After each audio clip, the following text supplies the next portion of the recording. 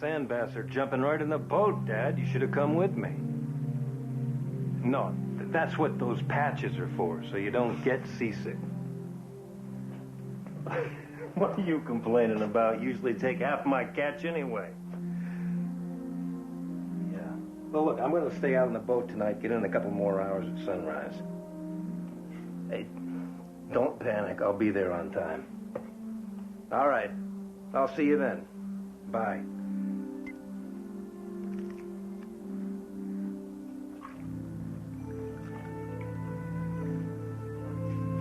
You know what time it is? Doesn't matter. I'm covered for the whole night. It's after midnight. It's my birthday. I'm 18. Happy birthday. It means I'm a woman. Oh. Listen, you've been a woman for a long time. It's nice. What I mean is I'm an adult. Publicly and legally. Which means we can be too. Allison. You always said someday. This is the perfect someday. Listen. The reasons for keeping quiet haven't changed. They have after tonight. We have every right to stand up together for the whole world to see. Can you imagine what they'll say? I'll drop out of stupid Princeton and we can be together all the time. It's not like you're married or anything. Ow, ow! That hurts. Sorry. I'll be the perfect hostess for all your dinner parties. All those balls, all those fancy clothes. People will be green with envy at what a perfect couple we'll make.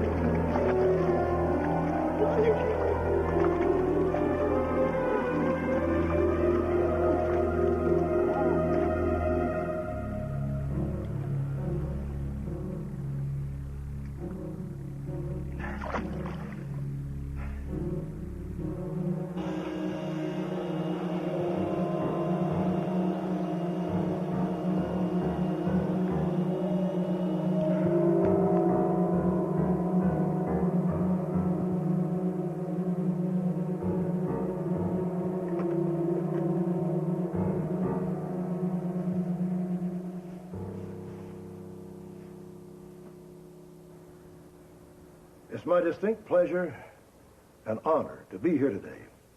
For nothing could please me more as I retire from the bench than to see my son take my place and carry on the McReynolds family tradition. To fight for dignity and honor, to protect our country from lawlessness, to uphold the constitutions of the United States and the state of California. I'm grateful to my fellow justices for allowing me to administer the oath of office for the state Supreme Court to my eldest son, David.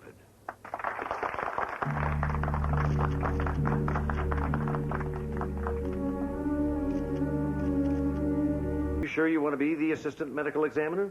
Absolutely. I love it, except for the paperwork.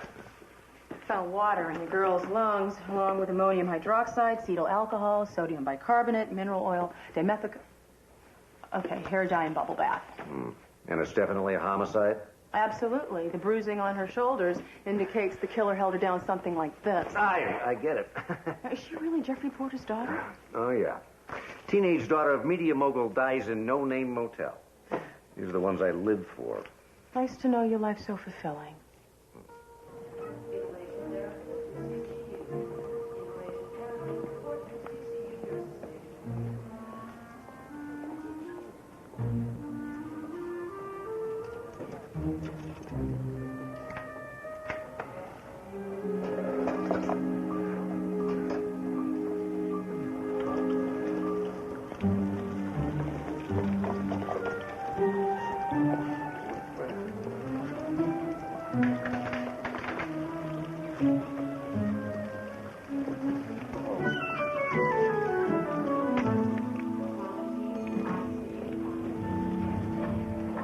Dad.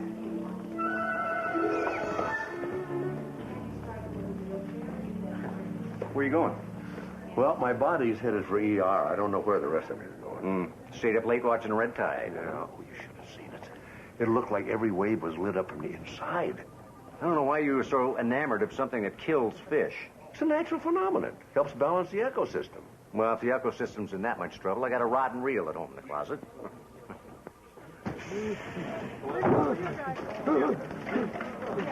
What do you got? We got a male, late 40s, known heroin user, hypertensive tachycardia from probable drug overdose. BP is 180 over 100, pulse 130. Hey, it looks like somebody cut his new supply with PCP or cocaine. All right, let's get some restraints on him. Let's get a tox screen, blood alcohol, CBC, lice, blood glucose, and a chest x-ray in case he's aspirated anything. And start him on lactated ringers. Yes, doctor. Anybody find his works? Otis, can you hear me? Where is your works, Otis? We can't help you if you don't tell us. There you go. I can't. Nice. Great. Love digging through pockets. Be careful. Sir, calm down. What do we have here? No, I don't think so, Otis. Look at this. I don't believe it. I don't either. He could have bought enough junk for a year with this stuff. Why does he still have it on him? Because it was too hot to unload. This is a custom-made Brutaletti match set belonging to Allison Porter. You have good taste. Stolen from the motel room where she was found murdered yesterday morning. The place was clean. We hardly found any trace evidence. Just some random fingerprints and a single earring. Part of the set. Congratulations, Dad. Every cop in L.A. has been looking for this guy. Well, hang on a minute until he's stabilized. He's not going anywhere. Well, at least we got him. Maybe the DA will quit paging me every 30 minutes.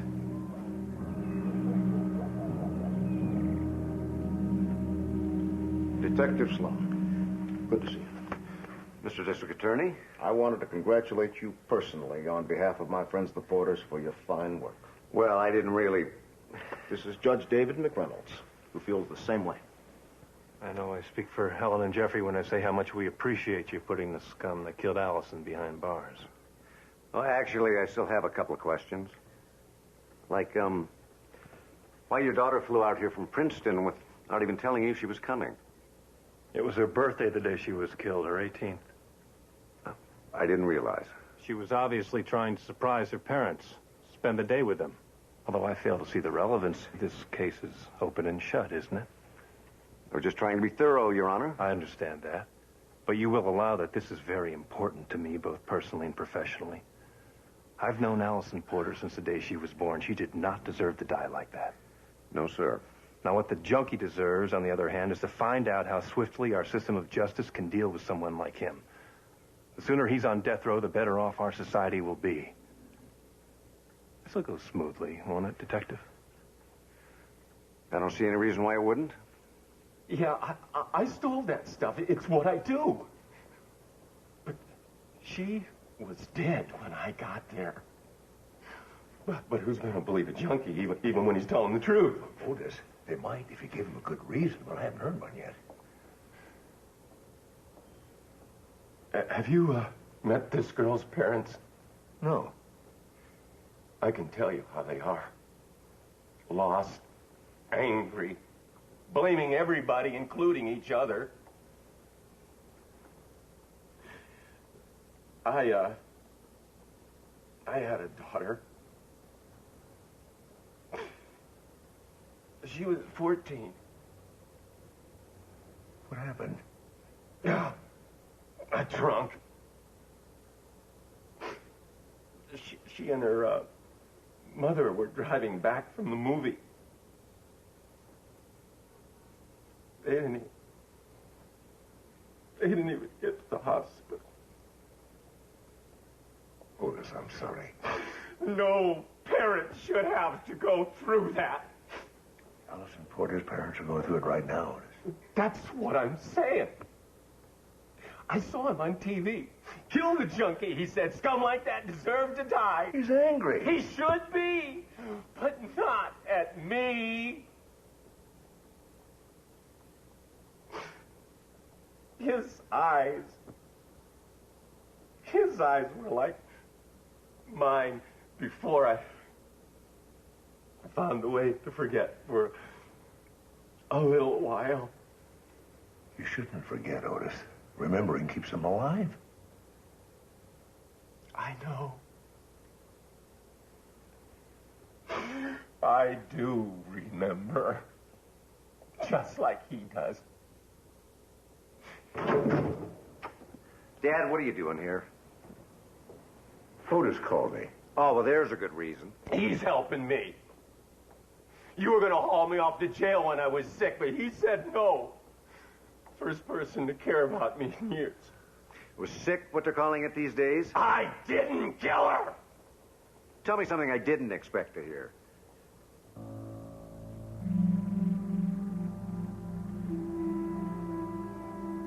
I am not so sure Otis did it. What are you getting at, Dad? Look, if you're sitting in a tub and somebody walks right in on you, you're going to jump up and try to fight him off. Allison's body should have been bruised, and it's not, just her shoulders. So the killer was behind her, which means it was someone she knew and trusted. I kept wondering why she checked into a motel like that anyway. Seems like Jeffrey Porter's daughter would have enough money or credit cards to hide out in the Ritz. Unless she was meeting someone she didn't want her parents to know about. And why did she have all the fancy clothing and custom-made jewelry with her? And why was she coloring her hair? I'll admit, it does raise a few questions. It also raises a few reasonable doubts. Her father's been all over the TV like a one-man lynch mob. He's going to make it very difficult to impanel an unbiased jury. You know, that's a good point. Think I'll call Judge McReynolds Sr. Maybe he can get his son to ask Porter to ease up a little bit, just for the sake of a fair trial. Well, there goes my open and shut case.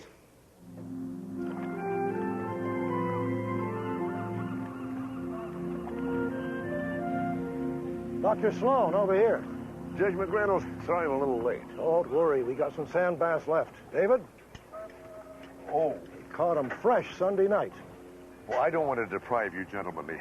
That's all right. My ulcer and I have had our limit. By the way, I'm late for a meeting. I better get these guys home. Perhaps next time our schedules won't be so crowded. I'd like that, Judge. Why? You're not required to eat them, Dr. Sloan. Good. Is that a Tushler you've got on? Yes, it is. I'm impressed you Oh, recognize it. I love fine watches. The precision and craftsmanship in those. You know, that's the best thing money can buy. One of my few indulgences. Oh, I wish it was one of mine. But, you know, working around a hospital, they tend to get even more stained than that. Damn, I hadn't noticed. Yeah, that's a shame. How'd that happen? Probably refinishing the deck last week. That teak stain is tough to get out. Oh, man. Oh, boy. That is a beautiful boat, I must say. Thank you. Your other indulgence? No, it's a necessity.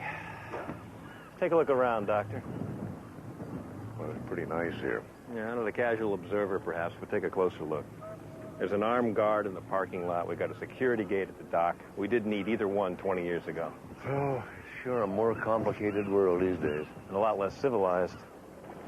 We've bent the laws so much that common decency's become an endangered species. That's why I like going out on the ocean. Still obeys the natural laws in a way that man has ceased to do. So that's why the boat's a necessity. Well, I don't go out to forget about armed guards and security gates as much as I do to regain the strength I need to deal with people who force us to live like this. You know something? You sound just exactly like your dad. Pretty good model, huh? I'd say. He tells me you're a little concerned with Jeffrey Porter's behavior. Yeah, it isn't that I don't understand how he feels, losing a daughter like that. But he is getting a little carried away, I agree. Just a little. I'll talk to him. His being so vocal about this trial could be detrimental, and he doesn't need that, because thankfully this is open and shut. Good, good.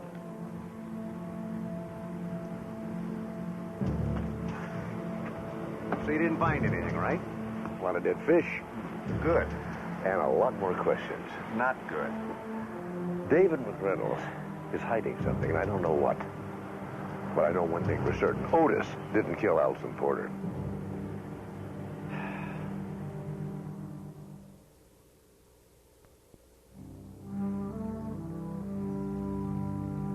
Mrs. Porter, I just want to ask you a few questions. Why would the medical examiner want to know about Allison? I'm just trying to help the police get a better picture of what happened to your daughter. We know what happened. We think we know what happened. She was lovely. You must have been very proud of her. Sometimes. It's just, well, you know how children can be. Willful and headstrong. Don't always know what's best for them.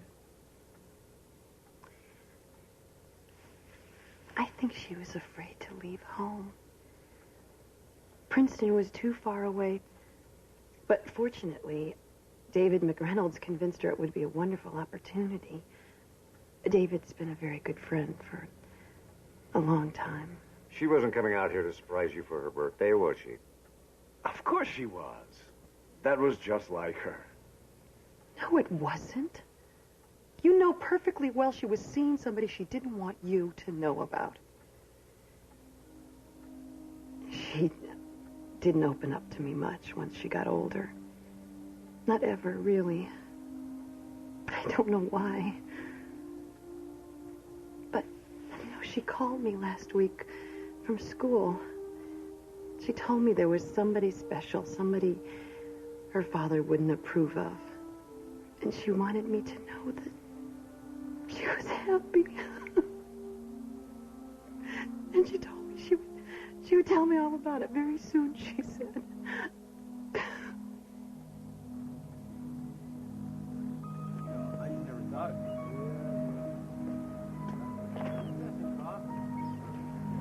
Judge McReynolds, hi. Well, hey, Dr. Sloan, you startled me. Oh, I'm sorry.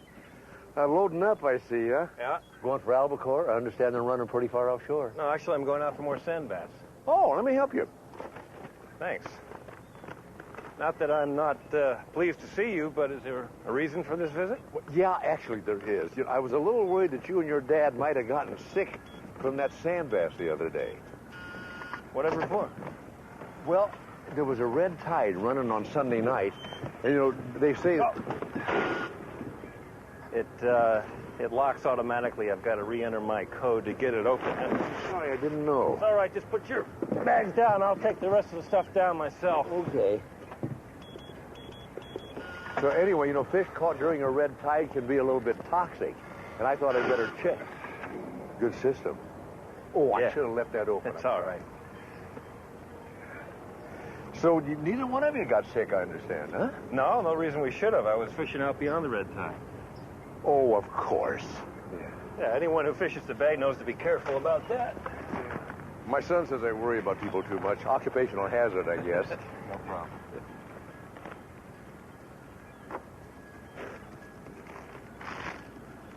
You know, that teak stain has so many harsh chemicals in it, it can do damage to skin as well as a watch band. You don't have to worry there either. Turpentine cleaned up the skin. I got a whole new watch band. Oh, that's great. Beautiful watch like that. You know, that could get annoying. No kidding. You were wondering? Oh, yeah, I was wondering about the toy shop.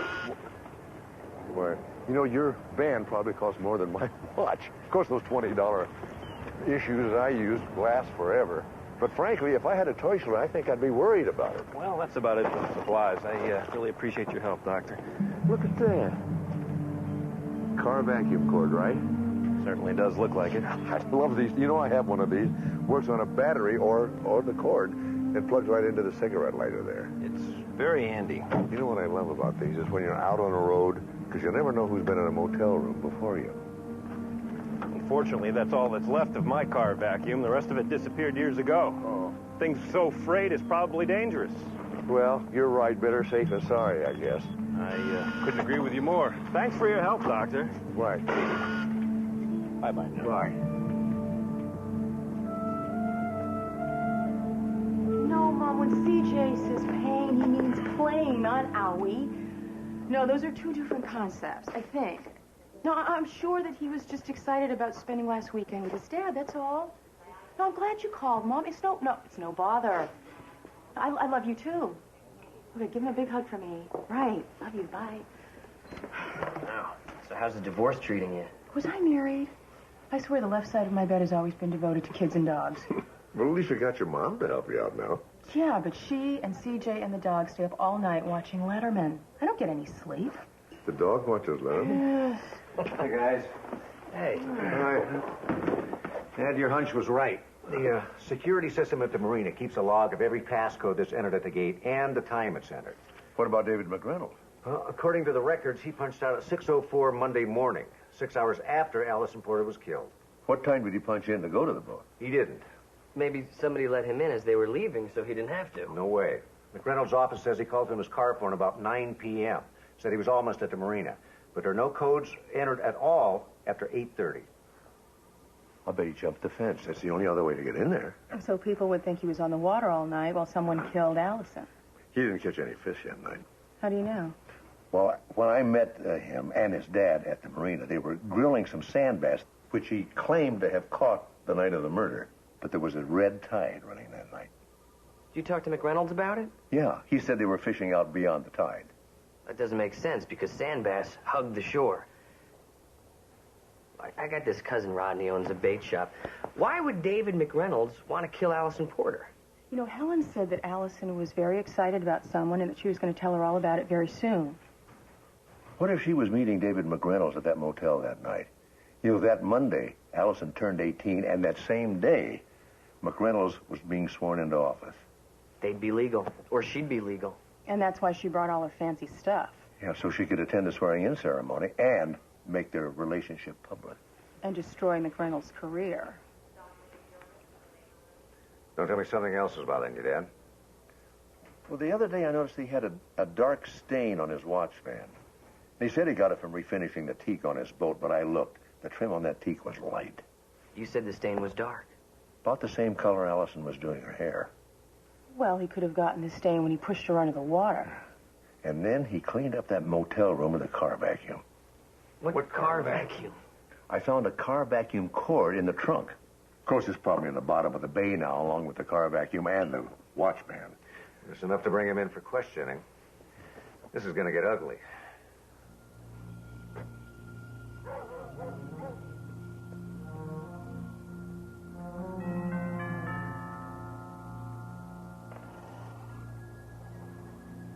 Judge McReynolds? Judge McReynolds, it's Detective Steve Sloan. Are you here?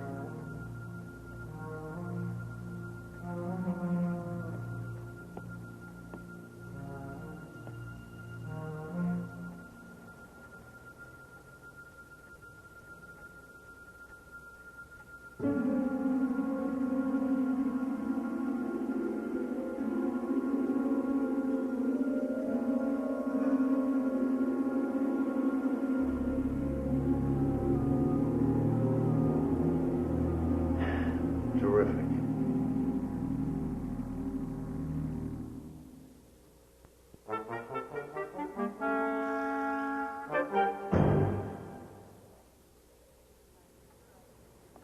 I don't believe this.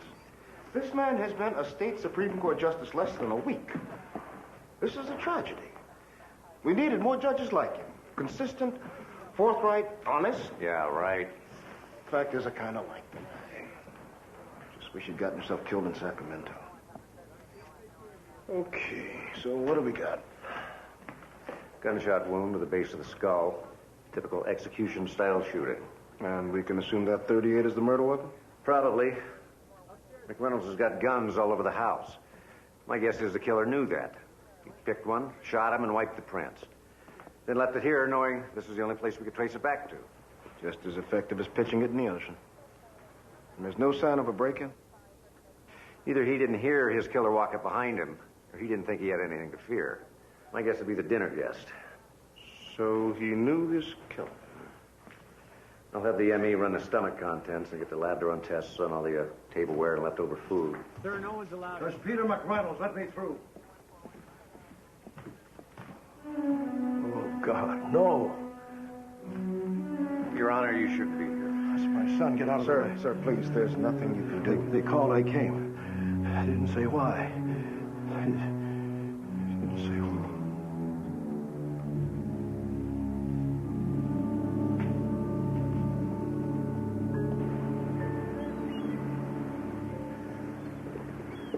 We found prints all over the place, but they're not doing us much good.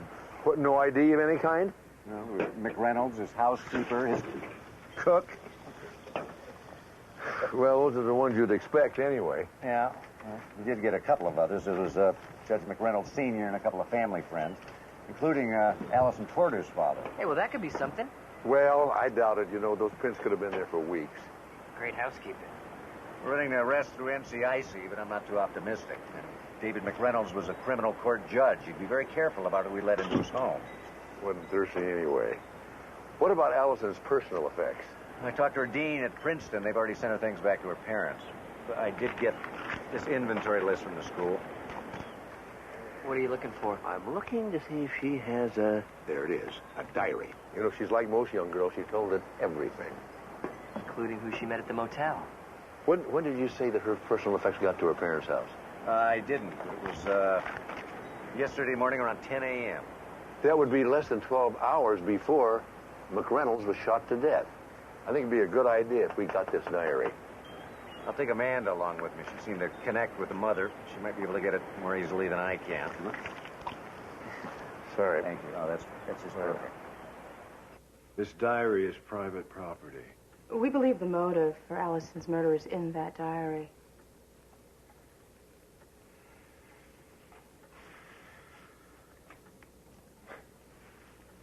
The final entry, Saturday night. Go ahead. I'm so ready for this. I knew so little when I was 15. But David taught me things I only told you. And now, carpe diem. I go home tomorrow to seize my destiny at David's side. Where I belong. Started 3 years ago. How long have you known? Since yesterday, when I read the diary. Helen was right. I didn't know my daughter. I wanted to know how she thought about things. So when you found out it was McReynolds, you went to his house? As any father would. Tell them the truth. You were worried about yourself, not about Allison. That's all you've ever worried about. Whether we would embarrass you. Whether David would embarrass you. What happened at McReynolds' house? We had a private conversation. The man had been sexually molesting your daughter for years. I know I'd want to kill him. You don't get to my position by indulging personal desires, no matter how deeply felt. So McReynolds survived your private conversation, then what? I did what I always do when I'm angry. Drove along Pacific Coast Highway for a few hours. Alone. Anyone see you? If they did, I'm sure you'll find them. We will. I checked on McReynolds' phone records the day he was killed. There was his office, 2 state Supreme Court justices, and his car repair. Last call he made was to his father, 3 hours before he was killed. You know, I'm beginning to wonder if we're maybe not climbing up the wrong tree. Barking Barking at the wrong tree. It could be that this doesn't have anything to do with Allison Porter at all. Hey, guys. Amanda wanted me to bring you David McReynolds' autopsy report. So where is she? Hacking some guy into little pieces. Did she tell you if she found anything? Nah, nothing remarkable. Although she did find pancrelipase in his gastric system. Synthetic pancreatic enzyme. Yeah, she talked to his doctor. It turns out that he's had pancreatic insufficiency his entire life. Well, what do you know? Hey, you also got a call from Otis's public defender. She says that Porter has gone ballistic again. Says that he's pressuring the DA into pressuring her, into pressuring Otis into copping a plea.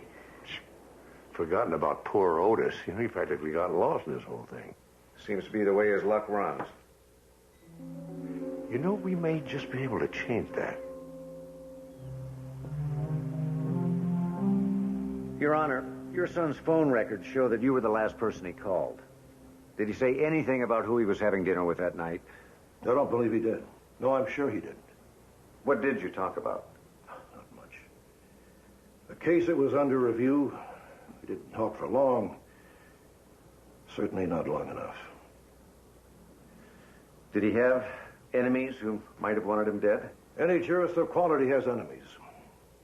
Ones he let into his home and turn his back on? You found fingerprints? You have a suspect? No, nothing yet. I'm sorry, Your Honor. We're still checking. There's one other thing, Your Honor. It's about the Allison Porter case. Didn't you arrest someone for that? Yes, but I've got pretty compelling evidence that Otis didn't do it. For heaven's sakes, let him out and arrest the one who did. Wish it was that easy. The truth is, I think your son killed Allison Porter. What? We know he'd been having a sexual relationship with her since she was 15. Oh, my God. We also know he lied about where he was that night. We think she wanted to go public with the relationship, and he killed her to save his reputation and his career. I trust you have proof of these allegations. It's all in there. It's mostly hearsay, but in a normal case, it'd be enough to clear Otis, the man we arrested. But this isn't a normal case. No, it's not. And since it involves Jeffrey Porter's daughter, I'm afraid it's going to take someone with a little more influence than a police detective to convince the DA. Someone like me. That's what Dad and I were hoping.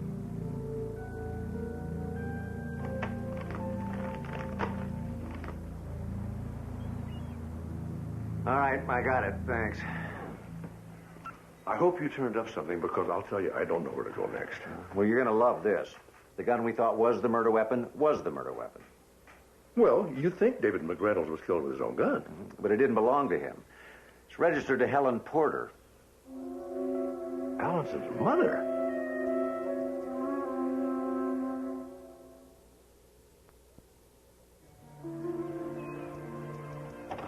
I didn't do anything. Then why was the gun that killed David McReynolds registered to you? I don't know. Maybe your husband took it. Stop it. Or maybe you took it. Maybe you're the one that killed your daughter's molester. I didn't. You don't understand. I couldn't. What do you mean you couldn't? Because you and McReynolds were lovers. No. But you had been.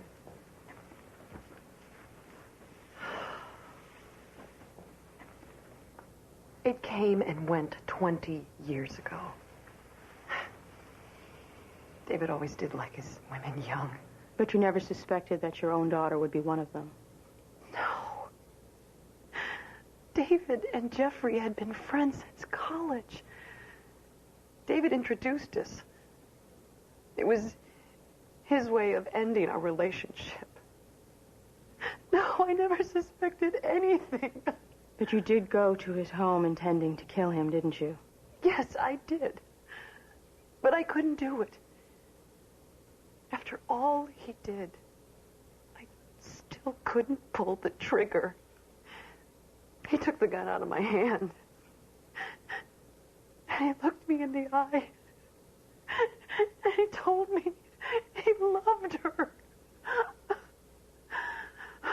Bastard. What time did you leave McReynolds? About 5 o'clock. I was at Mallory's Coffee in Brentwood until they closed at 11. If I killed him, why would I leave behind my own gun? You might have if you were proud of what you'd done. Maybe I would have been. God knows I'm ashamed of my cowardice. How did you know she and David McReynolds were lovers? It was the way she said his name the first time we were here. Actually, I didn't know. Good guess, though. Huh? You get more like Dad every day. But now, don't you give up. We haven't. All right. That was Otis. The public defender says he's got 24 hours to take involuntary manslaughter, or the DA's going to go for the death penalty. So Jeffrey Porter's at it again, huh? Oh, that man likes to get his own way. Well, he can't get his daughter back. He's taking all his grief out on Otis. Yeah, but we still don't know that he didn't take his grief out on David McReynolds, too. Guys, I just got the report back on the silverware and the leftover food from McReynolds' dining room. Find anything? Yeah, they found some kind of a gelatin and powder mixed together with spilt wine on his tablecloth. And get this, it was enteric pancrelipase. You sure? Take a look for yourself. Why is that surprising? I mean, people who have pancreatitis usually line up their capsules on a table, or am I wrong? No, you're absolutely right. They have to take the missing pancreatic enzyme while they're eating so their bodies can absorb the nutrients from their food. So some wine spilled on one and melted it. But this is an enteric formula. What Amanda found in McReynolds' stomach had much less amylase. That's 2 different medications for 2 very different people. You wouldn't mix them. So then what are the odds of 2 people with pancreatic insufficiency having dinner together? Not so good. You know what this means, don't you? I know exactly what it means.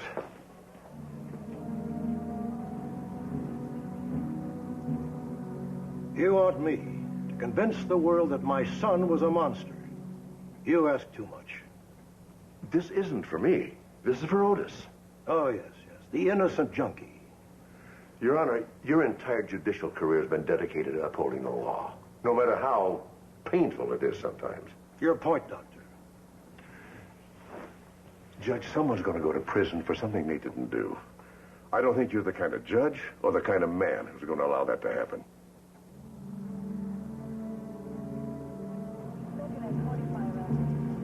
With all due respect, Your Honor, Otis's fingerprints were found at the scene, and the victim's jewelry was found in his pocket. I admit the evidence is damaging, but I believe you've allowed yourself to become involved with the emotions surrounding the death of a young girl. I'm just having trouble believing your son could commit a murder. That's not a question of belief, Ferris, but of facts. My son was a disgrace to his judicial robes. He committed murder and perpetrated the injustice of keeping it a secret. That's not what the McReynolds family has stood for. I refuse to accept that legacy. My children and I can live with the truth. We cannot live with the knowledge that an innocent has been made to suffer. Otis is hardly an innocent. I made that argument myself. Of being a thief and an addict, which he admits he is, does not mean he's a killer. That unfortunate distinction belongs to my son. This evidence only corroborates what he confessed to me on the phone the night he was killed. Release this man, Mr. Ferris, in the name of justice. All right, Your Honor. Thank you. Thank you.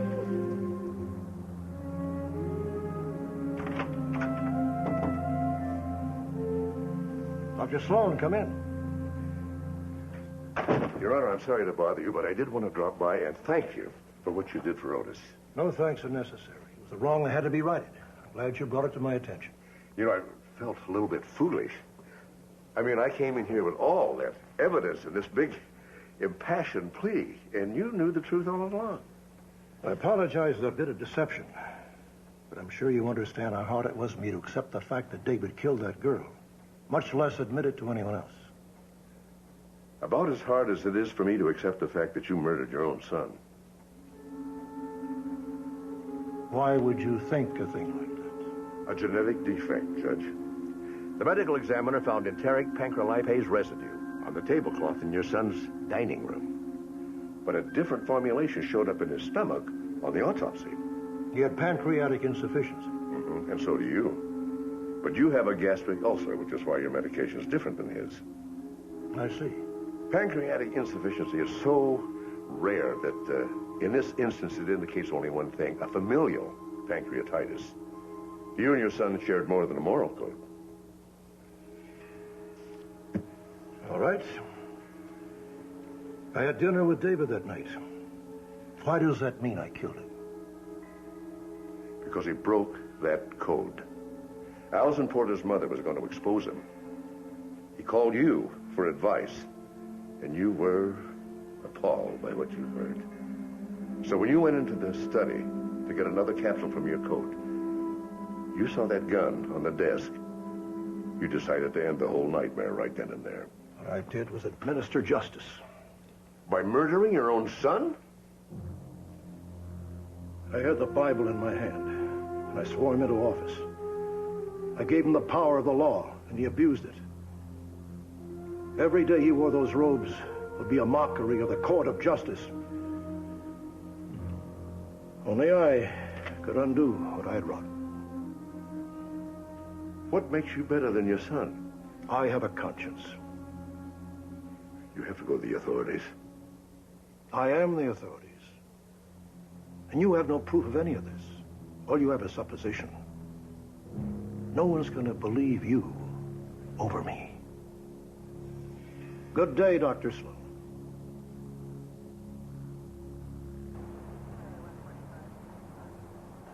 But I didn't kill him. I already told you what happened.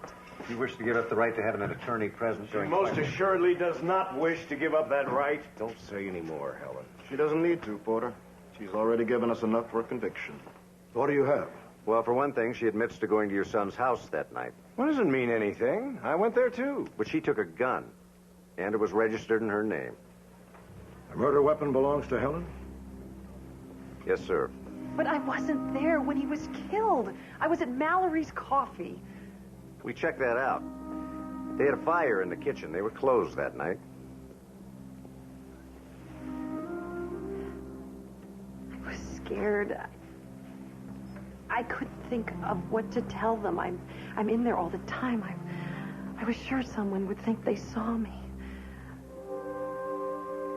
I didn't do it.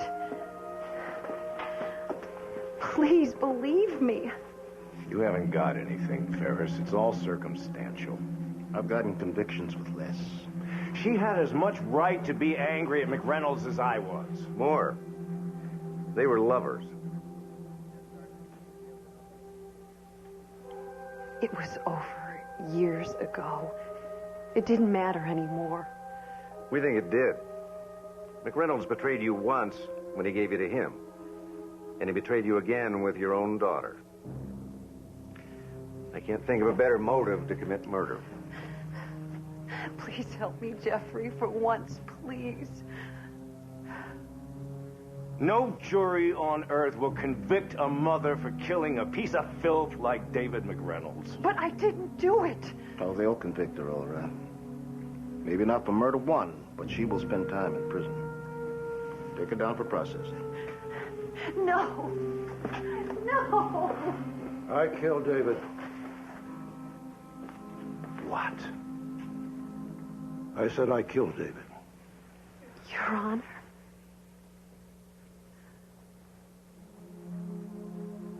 Sorry, Helen. I thought the gun belonged to David.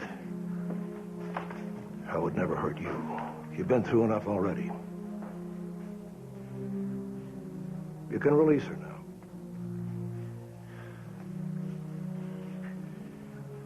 If you could go to your office in private, if you'd be so kind. Certainly, Your Honor.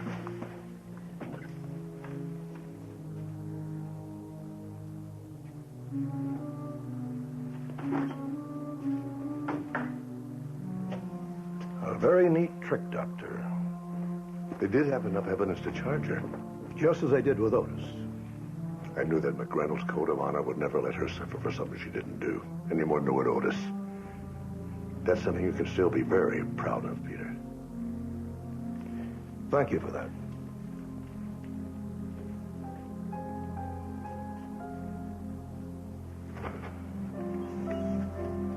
Okay.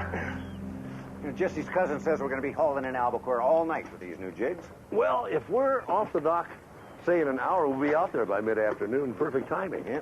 Sun, breeze, no phones, no pagers. Oh. You turned yours off, didn't you? Absolutely. Okay. You know, Jesse's cousin says they're also going to take some live sardines. Maybe we better stop and get some. You know, I don't like using live bait. It's smelly. Yeah. Doesn't go too good with sunscreen lotion. Yeah, it makes you sick at your stomach. Yeah. Especially if the swells are bad. You know what else nauseates me? Sunburn. Yeah. Especially on salt water. Yeah. Makes you sick. You know, football's on at noon. I think there's a couple of root beers in the fridge. We got time to run down to the Sea Island Inn for some ahi sandwiches. Good. I like ahi better than albacore anyway.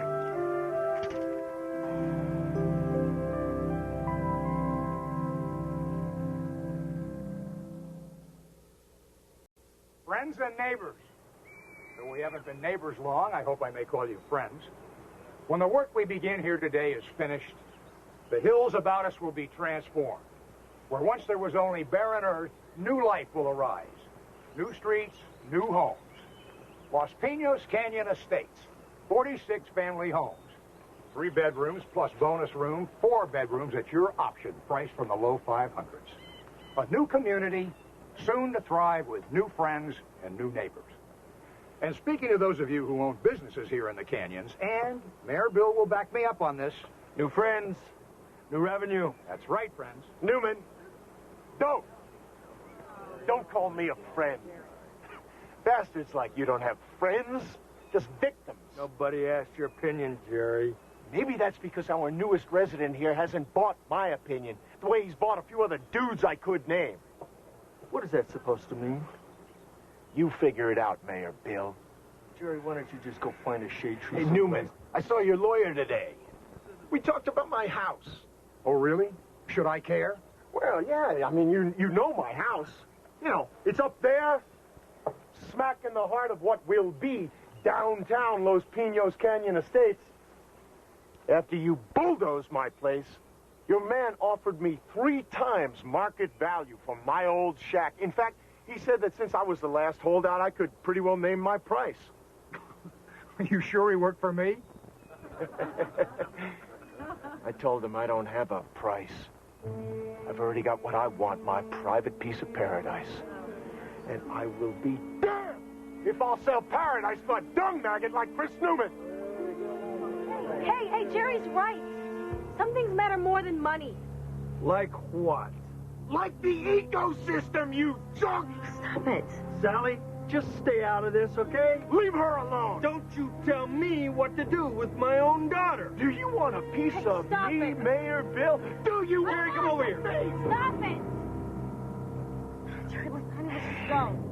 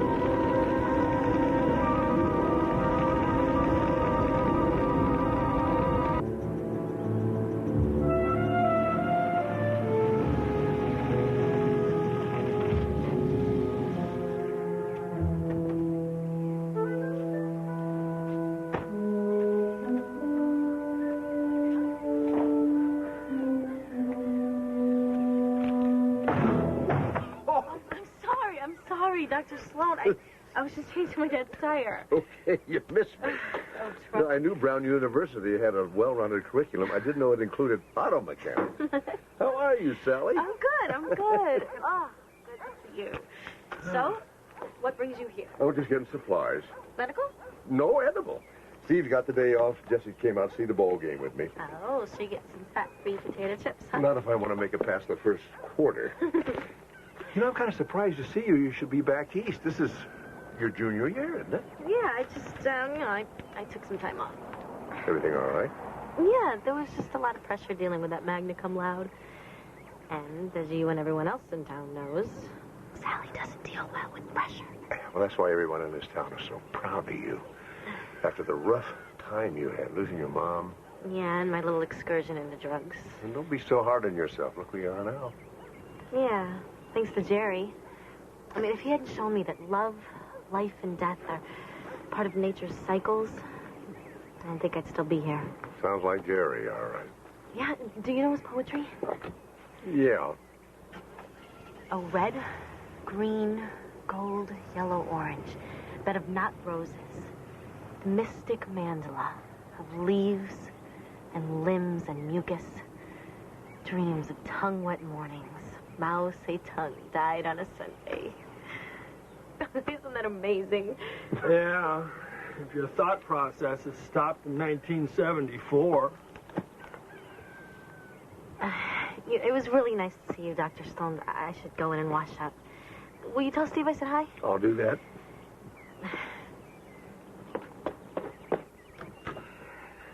She's a lovely girl, Bill. You're going to loll like grease on her. Yeah. So, what's your opinion about all this new development in the canyon? Well, pretty good for some people, not so good for others. Mark, towns have got to grow. So do daughters.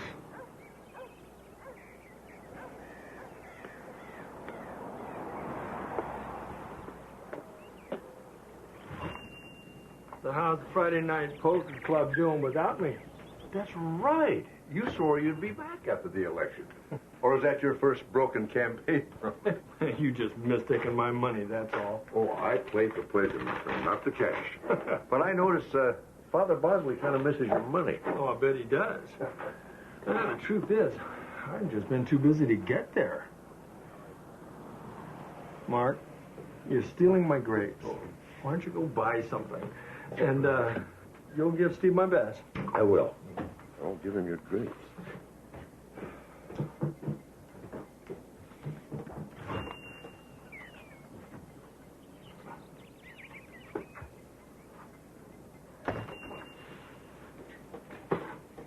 Hi, Mark.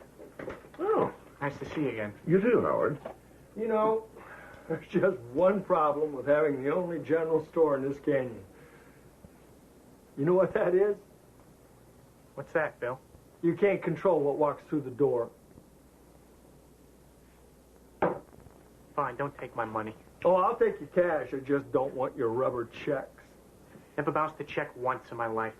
Oh, did you hear that?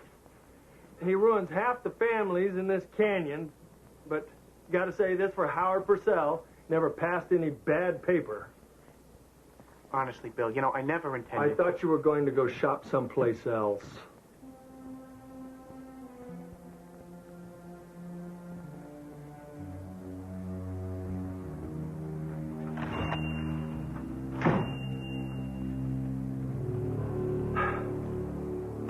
A lot of people lost a lot of money in this canyon because of that man's crazy stock trading schemes.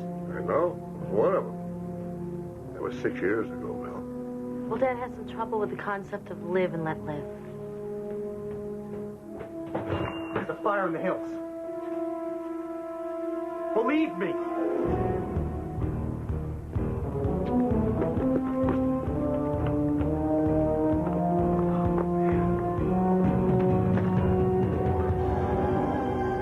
Well, better go call 911.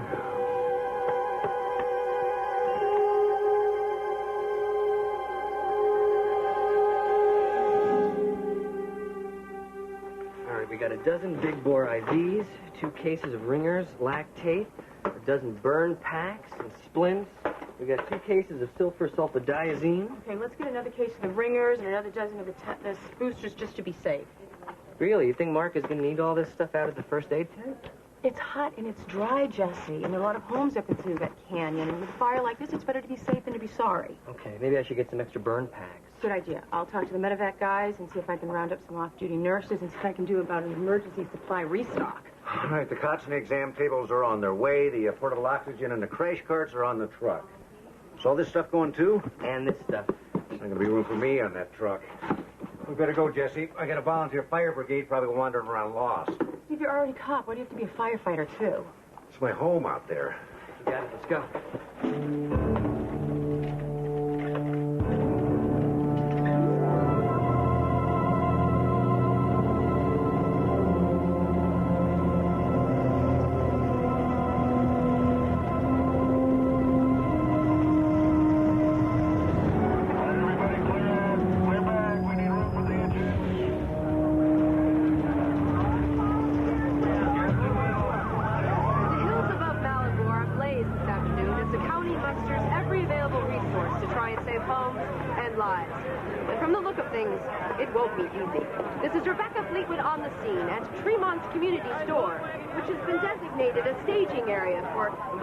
Firefighters and other emergency personnel.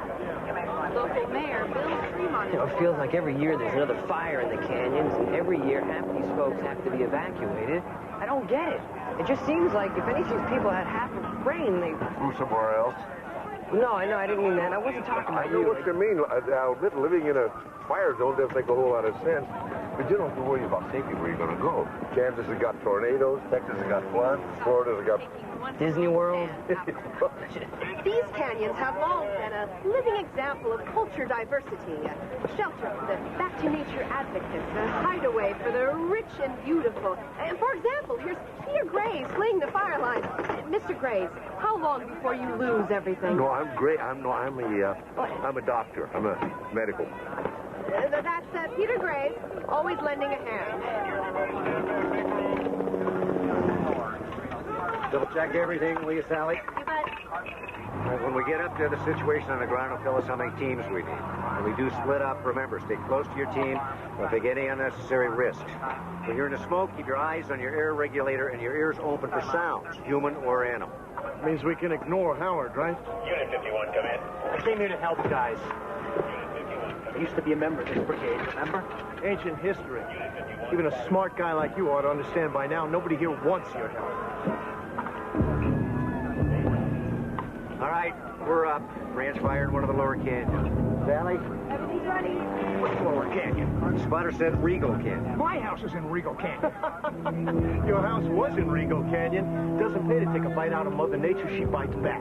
Shut up. You take what's hers, she'll take what's yours. I say let it burn. Go to hell. You gotta save my house. We'll do everything we can. That's not good enough. Your house is not the only one at risk. We'll do what we can. Let's go. Code 39.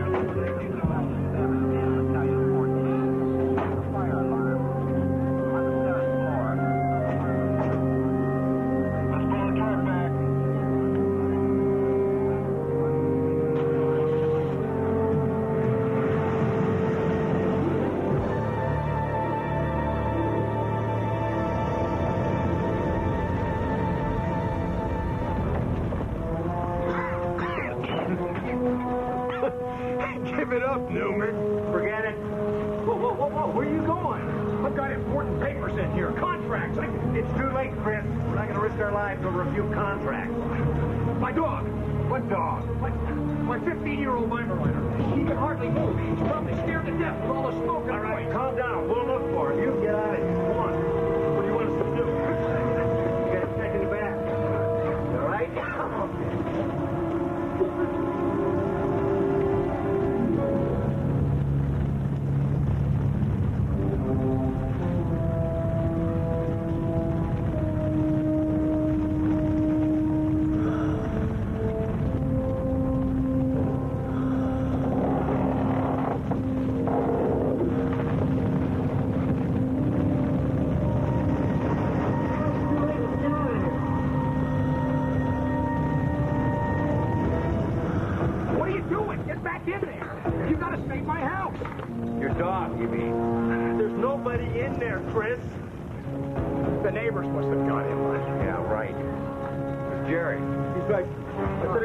Who cares where he is?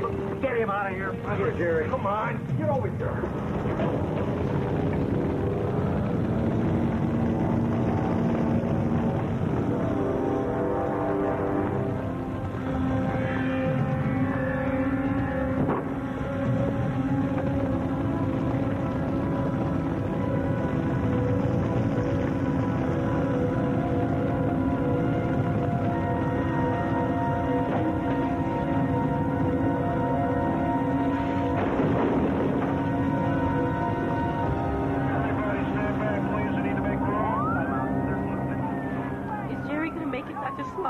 We're doing everything we can.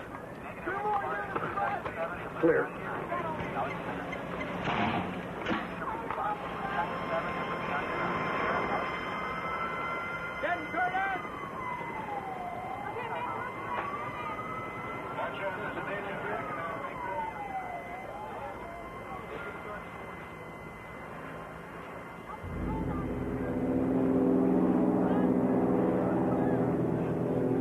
Sally. I don't want to hear it. I'm so sorry. Stop it. You hated him him when he was alive. Don't pretend you're sorry now that he's dead.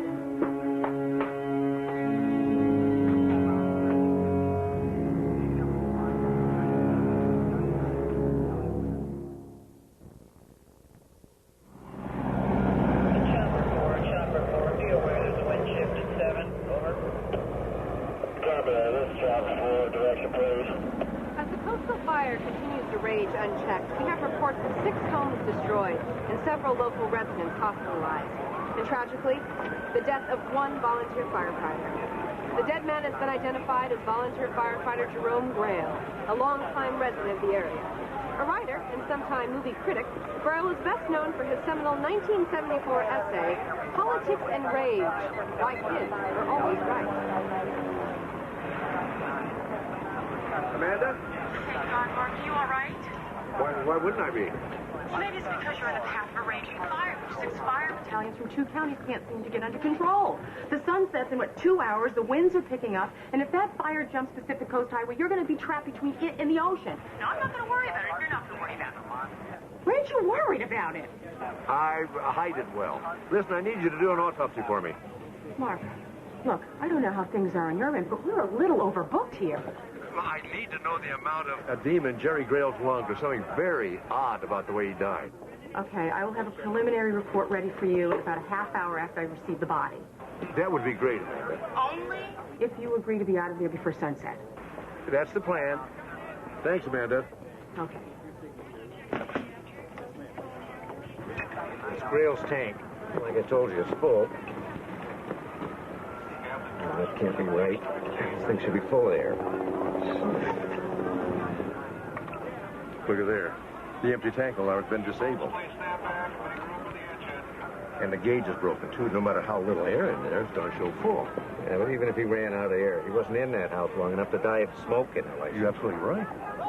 So you're saying that the beam that fell on him killed him? No. His injuries weren't that bad. He suffocated all right, but from lack of air in that tank, not from smoke. So whoever rigged this tank had to make sure that Jerry used it. And they started a fire in the hills because they knew that Jerry was a volunteer firefighter. That makes it arson. It also makes it murder. Grail was the only threat left to Chris Newman's development of Los Pinos Canyon Estates. Well, the fire started in Los Pinos, so it could have been Newman. But? Well, killing a man and endangering that many homes, that's an act of revenge.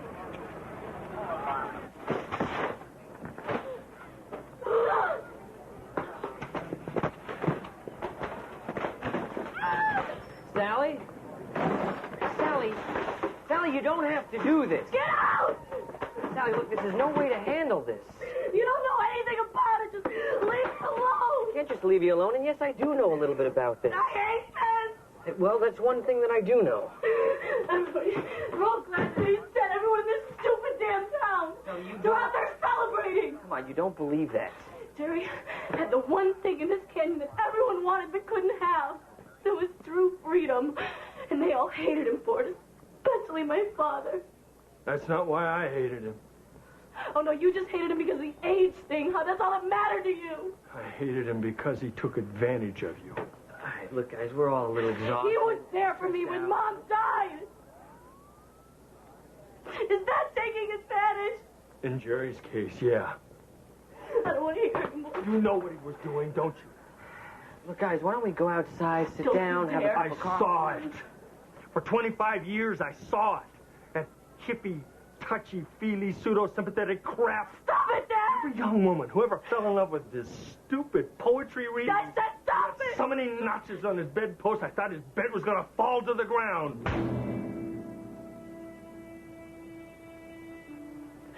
I am not a joke. No, you're not.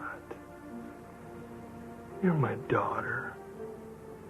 And you deserve love and loyalty. Something that Jerry Grail was never capable of giving you. You don't know what he gave me. Or what I needed.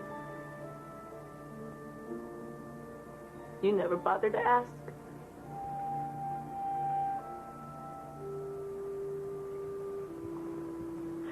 I hate you.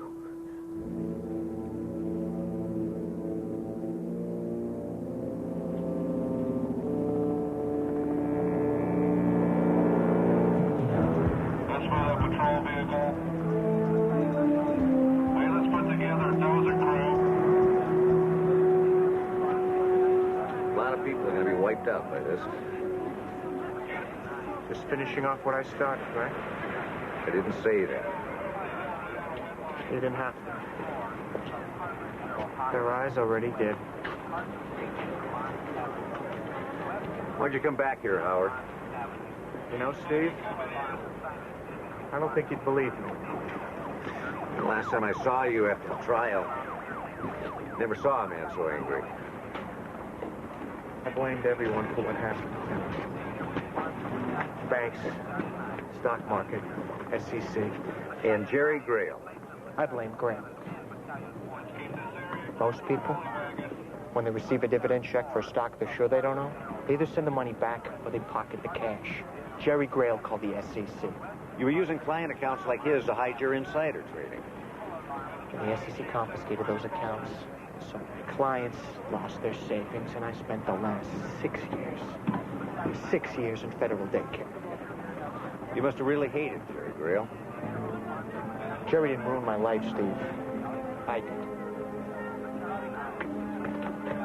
There's two.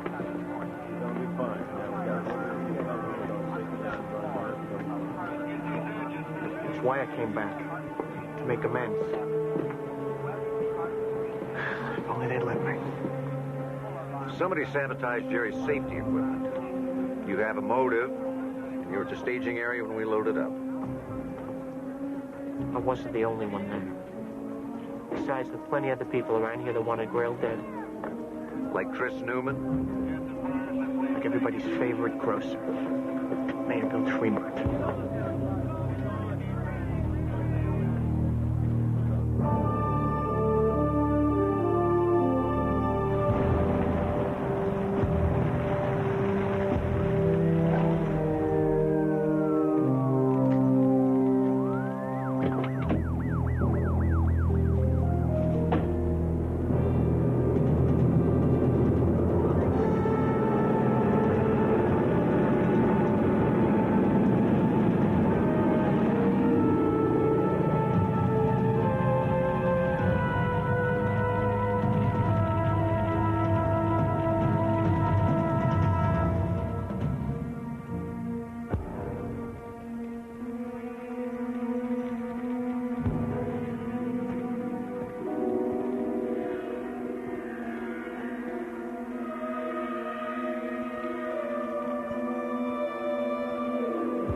Find anything?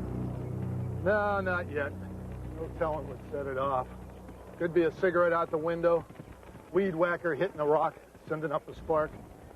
Sometimes it's a little piece of glass. Sun hits it just the right angle. Yeah, well, I don't know. San Dimas in '93 was firecrackers. Sunland in '94 was a homeless guy, campfire. Then there was Pacoima in '90. You wouldn't believe how that thing got started. Well, hate to see any place burn like this. Well, don't blame the fire. It's nature's way of cleaning house. Sort of like cleansing the palate, you might say. Setting the stage for new growth, new life, rebirth. You take Yellowstone, '89, the way that place came back. Excuse me. You think nature put this here? I hate people. All right, guys. We got arson. We're looking for a gas can. Who knows where this crazy might have tossed it? I'll get this to forensics. You know, you might want to pack it up. Looks like the wind's shifting again. You got a good eye. Forget the can. We're leaving. It's not going to go anywhere. I'll see you down below.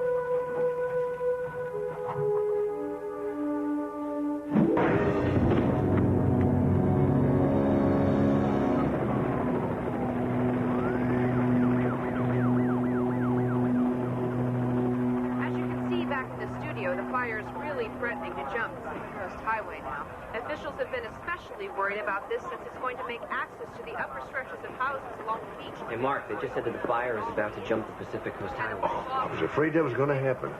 Well, aren't you worried about your house? Just a house. Yeah, but it's full of furniture and memories. I can buy new furniture, and the memories are all up here. When he smokes at the time. Excuse me, Dr. Sloan? Yes. Do you know where Steve is? Last I remember, he was headed for Los Pinos Canyon to meet you. Yeah, he did, but then we found the gas gap, and he was headed back down. So then it was definitely arson. Oh, I hate to try and catch these firebugs. Might be your neighbor, might be your boss. We even nailed the volunteer fireman. I really hated that. I remember it was Laguna 94. You said Steve was headed back. Yeah, it was about 30 minutes ago when the wind picked up. He isn't here? No, he isn't. Yeah, this guy was raking all kinds of toilet paper, putting it in a big pile. Well, I got to, doctor. There was a finger fire.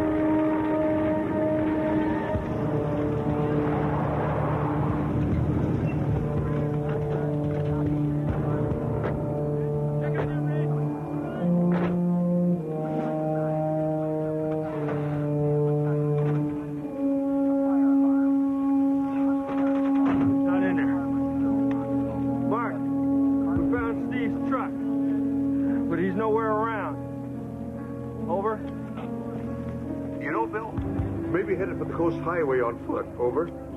Yeah, maybe. But there's only one road out of that canyon. I think we would have seen him. Over. Maybe he went cross country, Bill. Yeah. I doubt it, though. Wait a minute. I think I see something. Somebody go back and get a stoked stretcher. Bill, what is it? Is it Steve? It's a fire shelter. If he was able to crawl in before the fire went up the hill. Hang on.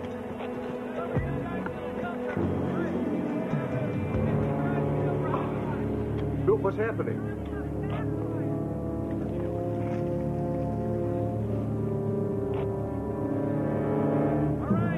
Bill, talk to me. Is it Steve? Is he alive? Yes, both. We're getting him out of here. Where's that stoked stretcher? Go back and get some oxygen. Oh, thank God.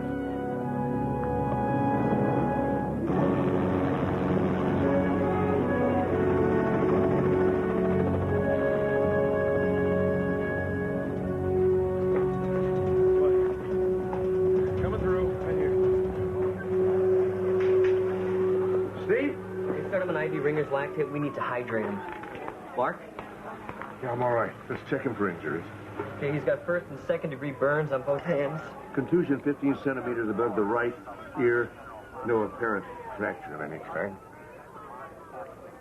Probable concussion. Okay, his heartbeat is irregular. He may be going into shock. All right, let's get him on medevac to Community General.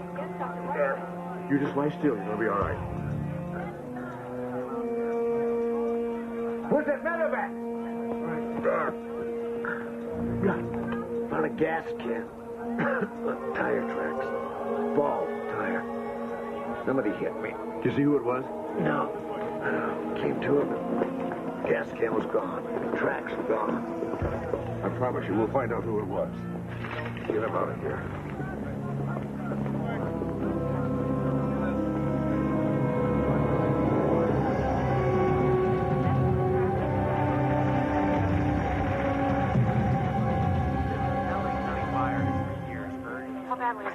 Third-degree burns? No, probably concussion. Is he conscious? Well, in and out. Order him a CAT scan and try to keep him in bed, will you? Can I use restraints? How'd the Jerry Grail autopsy come out? Oh, he had edema in his lungs, all right, but not what you'd expect from smoke inhalation. Did you check his airways? Mm-hmm. Swollen shut. He had asthma? I never saw him use an inhaler. I pulled his records. He never used one. He controlled his disease by using theophylline tablets and bronchosteroids. Which he kept hidden. You know, Jerry was always very vain about his health. Well, his vanity killed him. If he had had an inhaler with him, he could have counteracted the effects of the smoke, and his throat wouldn't have swollen shut. Yeah, he'd still be alive. Although, you know, if he had theophylline in him, his lungs would have been fine. Well, maybe he stopped taking it. Or maybe he stopped taking it and didn't know he had stopped.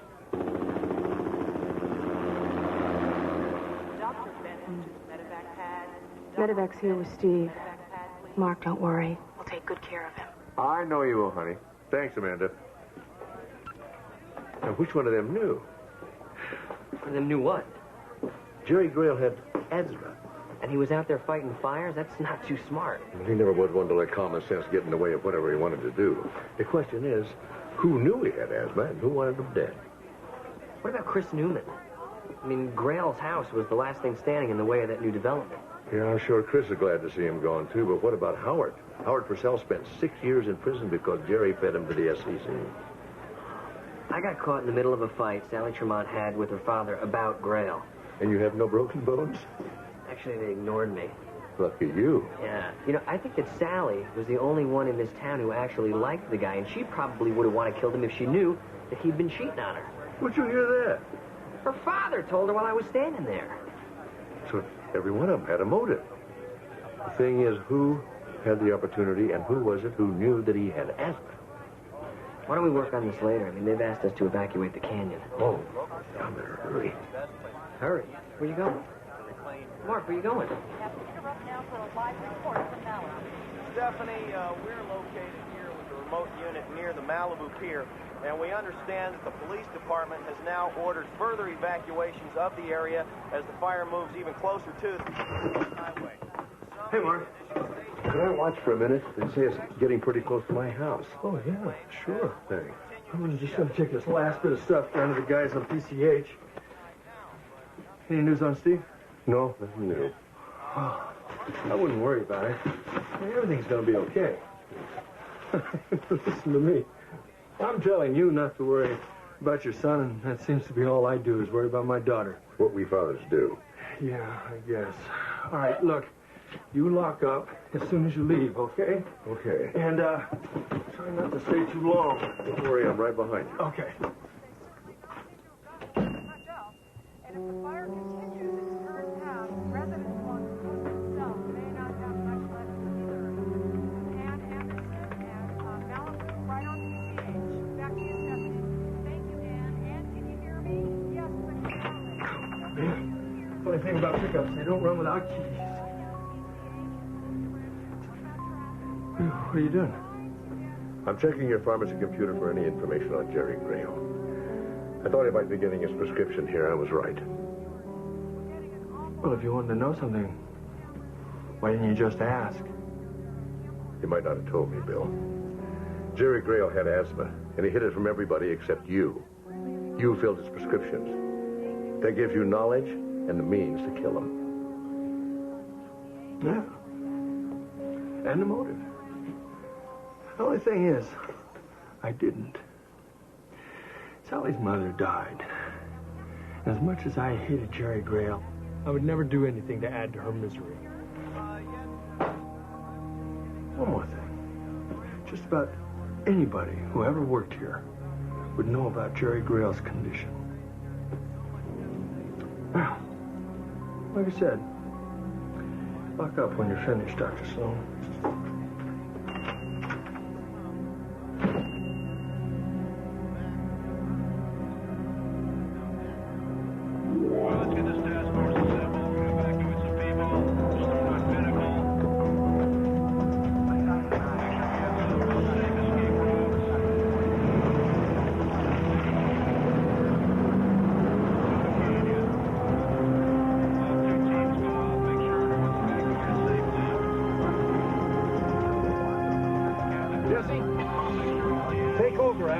For Jerry Grail's house. Mark, don't be crazy. The fire is halfway down that end of the canyon. Mark! Take these two engines. Out on the division bow, check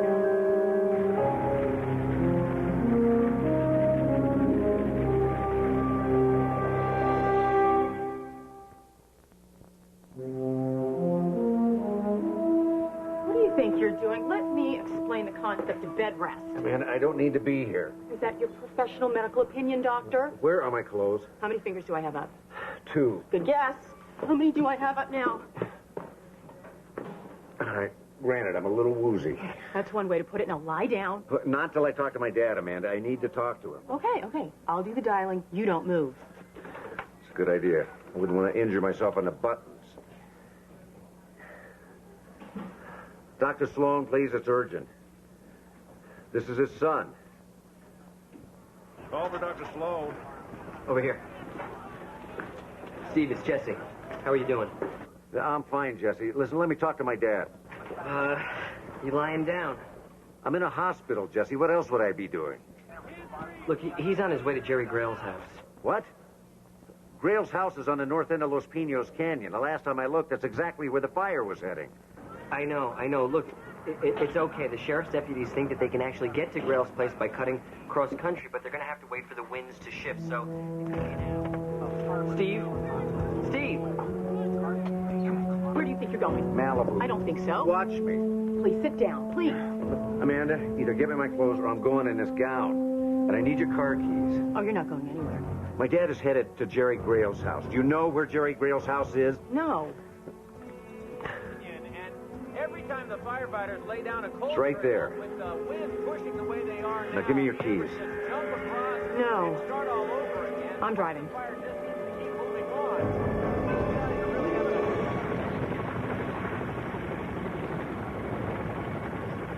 With only a half hour of daylight left, the fire has now crossed Pacific Coast Highway.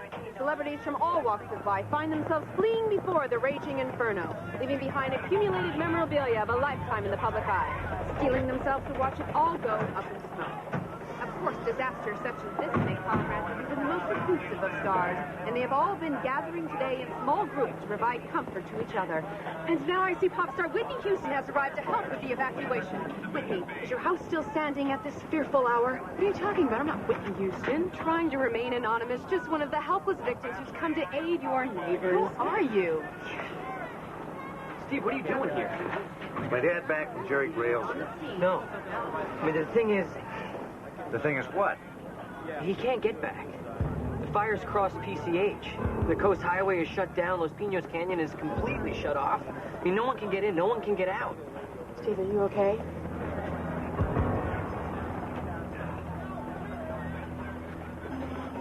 You want an interview with Whitney Houston? Yeah.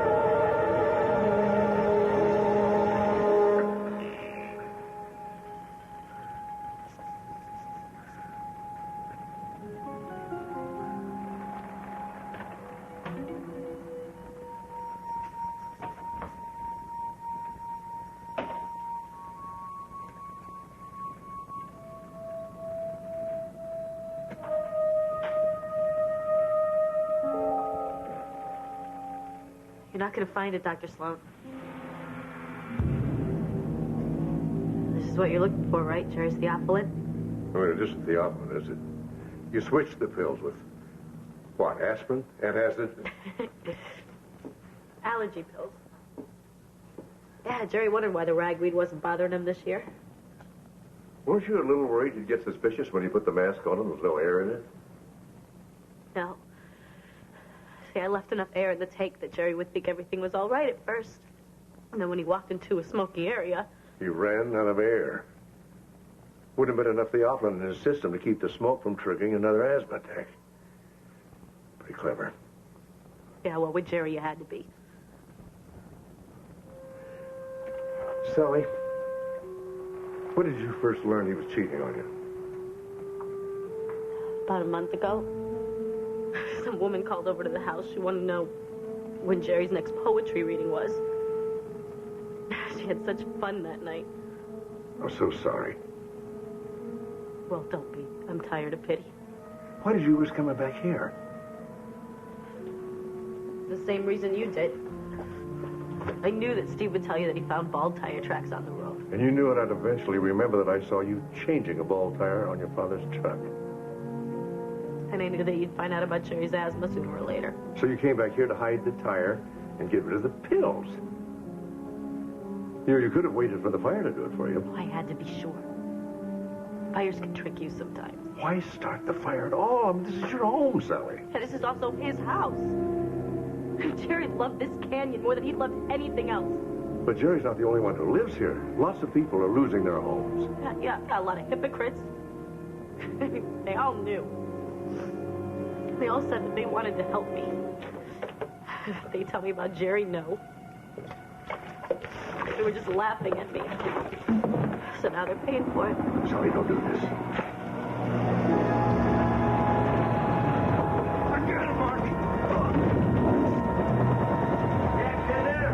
Get here.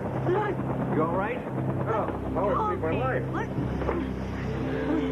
I don't know about you guys. I'd like to get out of here. Couldn't agree more.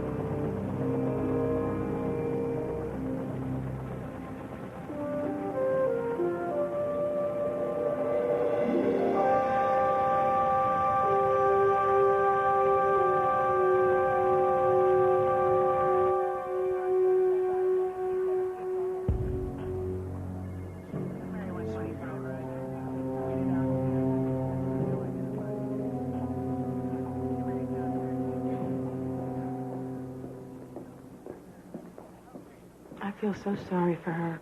I do, too. Too much happened to Sally much too quickly. She just couldn't handle it. She caused a lot of destruction, though, even if they do finally have that fire contained. Yeah, I know. You know, I have the feeling that people around here are going to blame Jerry Grail for this whole thing and not Sally. Well, look at that. Now, there's something I thought I'd never see. Howard's going to put Bill Tremont in touch with his lawyer. Was that very wise? I mean, Howard spent 6 years in prison. I hope you're not going to argue with me about getting you back to the hospital. No argument. The hospital bed sounds pretty good right now. Uh-oh. Lieutenant Sloan, is now a good time? No. Actually, it's Well, not. you did promise me an exclusive interview in exchange for a helicopter. You did promise. I heard you. You always said a man should honor his promises. Am I right? You are absolutely right. Be my guest. What? Whitney, I know this has been a terrible time for everyone, but your public needs to know. Is your multi-million-dollar home in cinders? I'm not Whitney Houston. Hey, does anybody need a ride back? I don't think that helicopter's going to Malibu. It's Michael J. Fox. Michael J., is your home a pile of smoldering cinders? Smoldering? No. Singed, yes. And, smoky. Real smoky. Oh, it's so impressive the way you handle disaster. Oh, you got a moment? Oh, tell you all about it. So, now I'll repeat back to the day with Nick.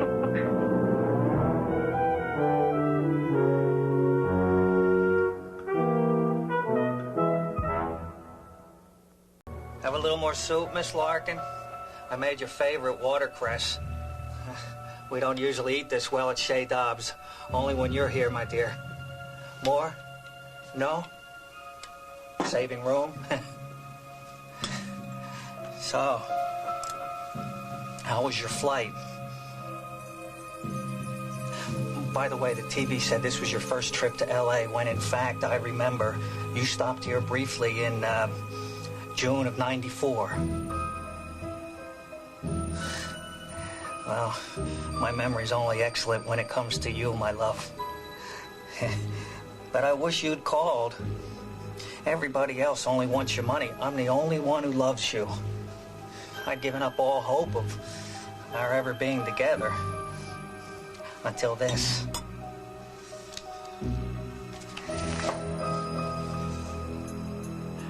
The mayor of Los Angeles and the regents of the university cordially request the attendance of Mr. Larry Dobbs at a reception in honor of Mrs. Victoria Larkin and her endowment to the School of Fine Arts. 14 October, 2 p.m. in the Opal Room of the Belvedere Hotel.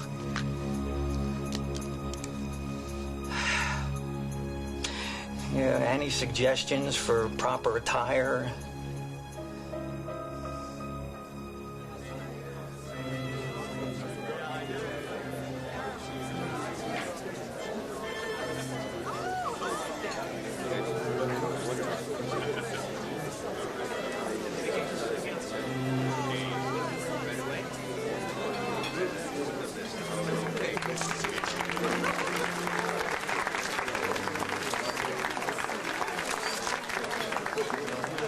okay out here. How's it out back, Watchdog 3? There you are. Good to see you. Watchdog 2, did you let through the guy in the cheap suit? Had an invitation? I'll check him out. Excuse me, sir. Could I have a word with you? I don't have time to chat. I'm already late. I just hope Victoria isn't upset with me. Victoria! Look out! He's got a knife! She's down! Take care of her!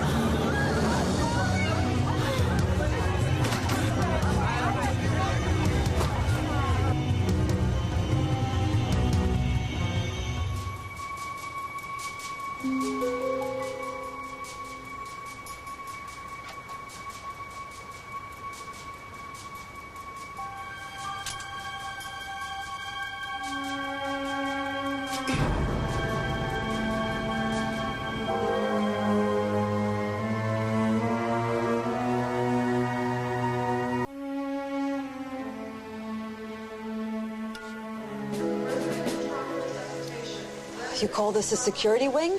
I call this an open invitation to anyone with a pass key and a gun. When did they install that? During the Kennedy administration? It was probably the last time there was a very important patient in here. This wing usually handles the hospital's outflow. Well, that explains why these exit doors don't even have lockouts. Well, anything the LAPD can do to help. Your job is to be our liaison, not offer advice. Just stand back and take notes. We'll post a full-spectrum metal detector at the end of the corridor, plus the guard station, and motion detectors spaced every 15 feet. Glad to see these things are on batteries. Power failure at the wrong time could be very inconvenient. We'll plug in the infrared cameras with heat sensors here and here. I'll cross-cover the entire corridor and eliminate any blind spots. And I assume your security patrols will all be keyed into the same set of communication codes? Well, maybe I'm the one who should be taking notes.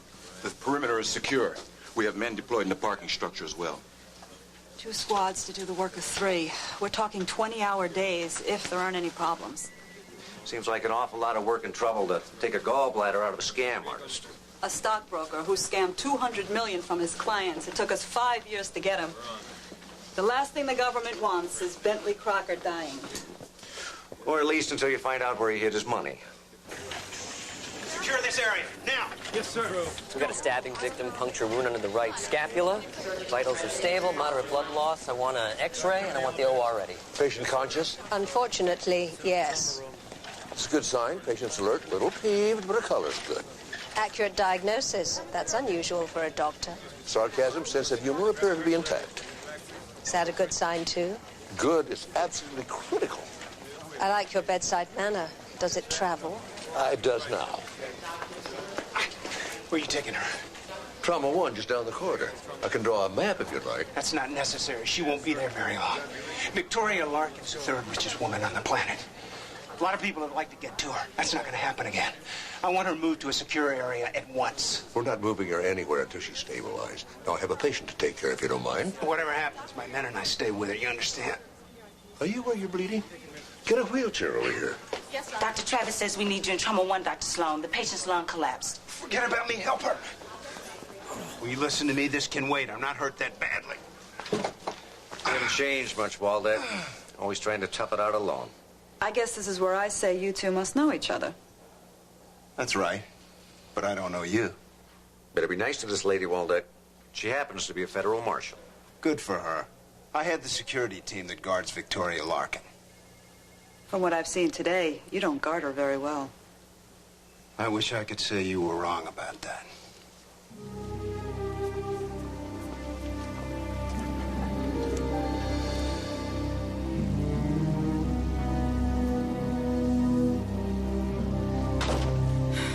There's a man who likes to make a good impression.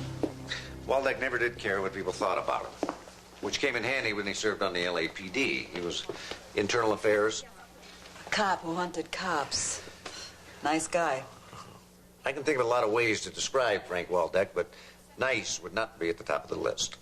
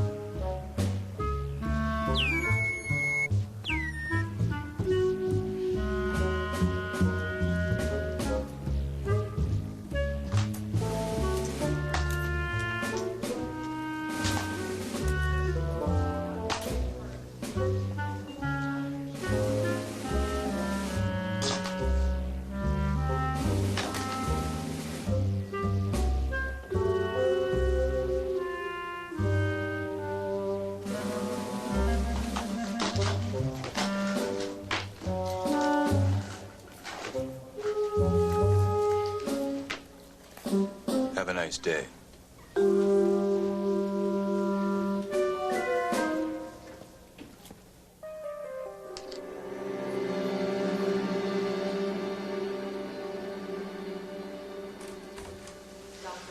Mr. Waldeck, glad to see you sitting up in bed. Although I don't know why I'm so surprised. You've been doing so well, we can have you out of here by this afternoon. Good. I'm tired of doing my job long distance. Is she aware that you watch her like that? Victoria Larkin is aware she gave up the concept of privacy the day she took her company public and became one of the richest women in the world. Oh, I'm impressed. You have the opponent surrounded, don't you? It's easy when the opponent is yourself. You play weight chief. Occasionally and very badly. Look, take it easy for a few days. Give those stitches a chance to do their job.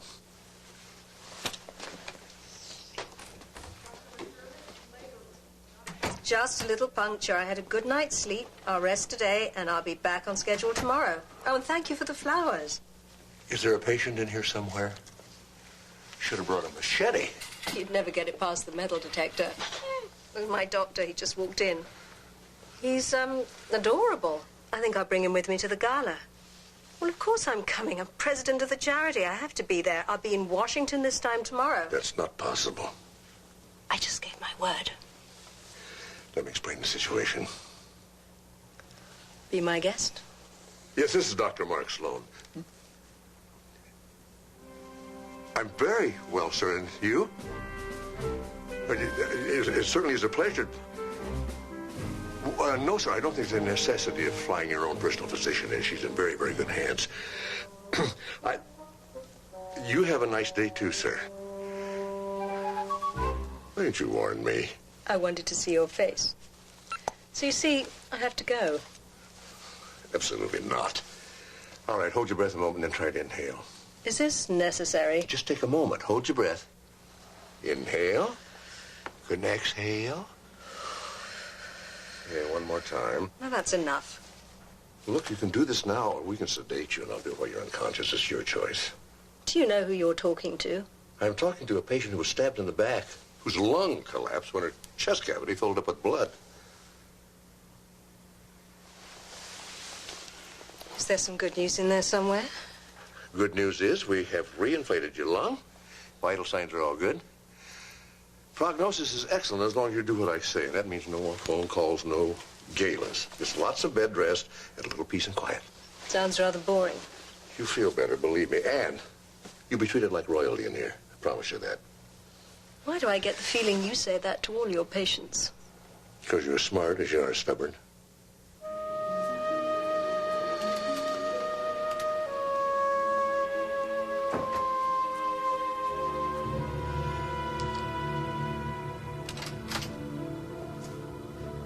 You're looking healthy. I've been hurt worse playing racquetball. Brought the report? And we're working our way down your list of L.A. locals who sent Victoria threatening letters. Threatening or adoring. Some of these people are seriously bent. You should read their letters. I'd love to. When can I get my hands on them? I'll get them to you right away. I'll have forensics checking for prints against the invitations. But I doubt any of those people were able to wangle an invitation. I agree. Victoria will probably die from old age before you find a match, Sloan. Well, if that happens, at least you'll have done your job.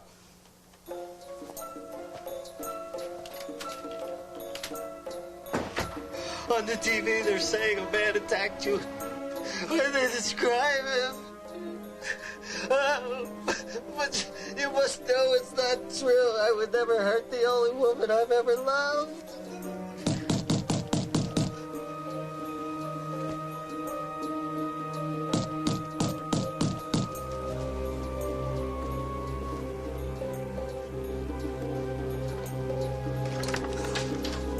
Dobbs? Larry Dobbs? I couldn't hurt her. It wasn't me. Then who did?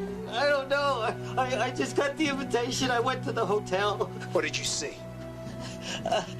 I saw you yell out something, and Victoria fell, and I ran, that's all. Who did you talk to about this? Call a friend? The press? No, I didn't talk to anyone. I don't know anything.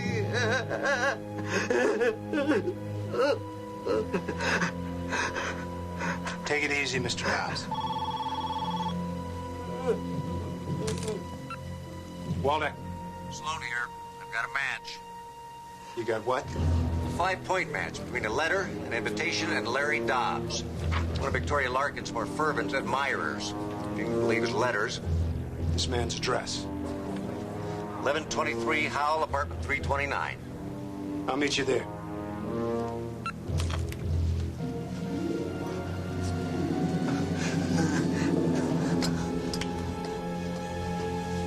Relax, Mr. Dobbs. Relax. We caught the man who hurt Victoria.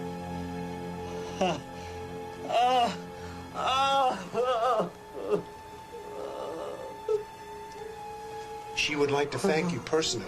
Oh, that would be wonderful. She's right outside your window.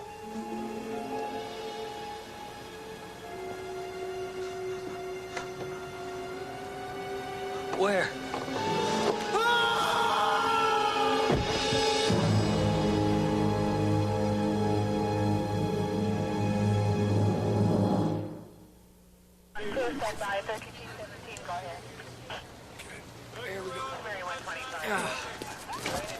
Good. You the cop in charge? I'm Detective Sloan. You know something about this? I got a pizza for Larry Dobbs in 329. They said I should talk to you. You ordered a pizza? When? 35 minutes ago. But hey, man, I've been behind that police line for 6 minutes, so don't think you're going to get away without paying for this.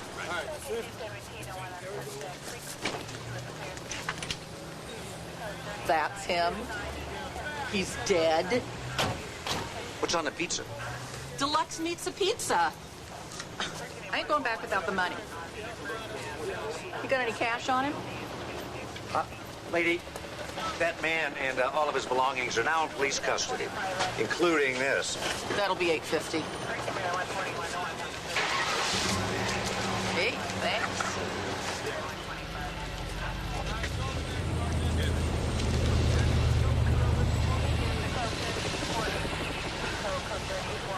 Dobbs? Uh-huh. You should have seen his place. Wall-to-wall Victoria. Fanatic, all right. Suicide? Pizza.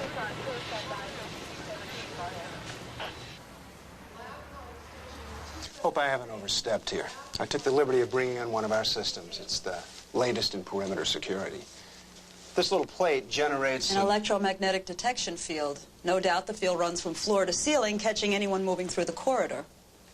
Well, it can be key to overlook such human characteristics as mass and velocity. So that someone like Victoria Larkin doesn't have to deal with checkpoints. Whomever you want. I suppose this is going to play hell with our other security systems. Not at all. It won't interfere with your vid cams, your motion detectors, or your metal detector. And I certainly don't intend for it to interfere with the chain of command. That is the private sector's big plus, always having the latest in hardware. But, of course, you know, their big negative is inadequate background checks. Oh, we manage. I mean, it wouldn't be too hard to get the background on someone who, say, started out in the Secret Service guarding foreign dignitaries until the vice consul of the Lower Volta copped a feel and got his arm broken in 3 places. Reflex. I believe you. But a blew any chance you might have had for the White House detail. I was lucky. My boss liked me. I gathered that. So when you ask for the biggest, baddest job in the federal security system... That's how you would describe the head of transportation for the entire U.S. prison system? Let me put it this way. You've gone where no woman has gone before. You must like challenges. You don't have to butter me out, Mr. Waldeck. Victoria Larkin will stay in the security wing. The president is very concerned about her. Well, God bless America. I will, however, expect you to take me to dinner. As a consolation. Hamburger, sausage, anchovies, and pastrami. Wow, no wonder Dobbs decided not to wait for this. But it does smell good. It's evidence. What evidence? You've eaten half the evidence. I am investigating. Hey, wouldn't that be easier at the hospital? Not as private. Why did Dobbs jump? Maybe he didn't. He was a freak for Victoria. He knew he couldn't have her now, and the police were probably closing in. So he orders a pizza? Well, maybe he didn't want to go to the hereafter hungry. No, I checked Dobbs out. There was no history of suicide attempts, no history of violence. Until yesterday. Look at this photo of Dobbs' body in the alley right there. Notice he's wearing his watch on his right wrist. Indicating that Dobbs was left-handed. Was he? I don't know, but what does that have to do with the x-ray? Well, come here and look at this. There is a V-shaped nick on the top of the rib, see, directly behind Victoria's scapula. Well, that matches the entry wound. I found clean margins all along the lower length, indicating a downward-facing blade. But that nick in the rib is not consistent with a left-handed assailant. Look at this. Turn around. A left-handed assailant certainly would have thrust would have entered the scapula, but in order to nick a rib, he would have had him into the left. And if Dobbs wasn't right-handed? He couldn't have been the assailant. But nobody else was close enough except for Waldeck. Yeah, but he was stabbed too, remember? The thing is that that wound could have been self-inflicted. I've got his x-rays too, and the angle of that thrust indicates somebody who's right-handed. And Waldeck is right-handed. Yeah. I don't know, Mark. A guy like Waldeck, if he wanted to kill the third richest woman in the world, I don't think she would have made it back to the hospital. What if he didn't want to kill her? What if he staged that whole thing just to ingratiate himself with the family? Waldeck's not that kind of guy. He's efficient, effective, always. He's never desperate. He was the IA's top investigator when he was with the department. It just doesn't make sense, Dad. Well, I could be wrong about this, but none of this fits together. I have a feeling that Victoria is in grave danger.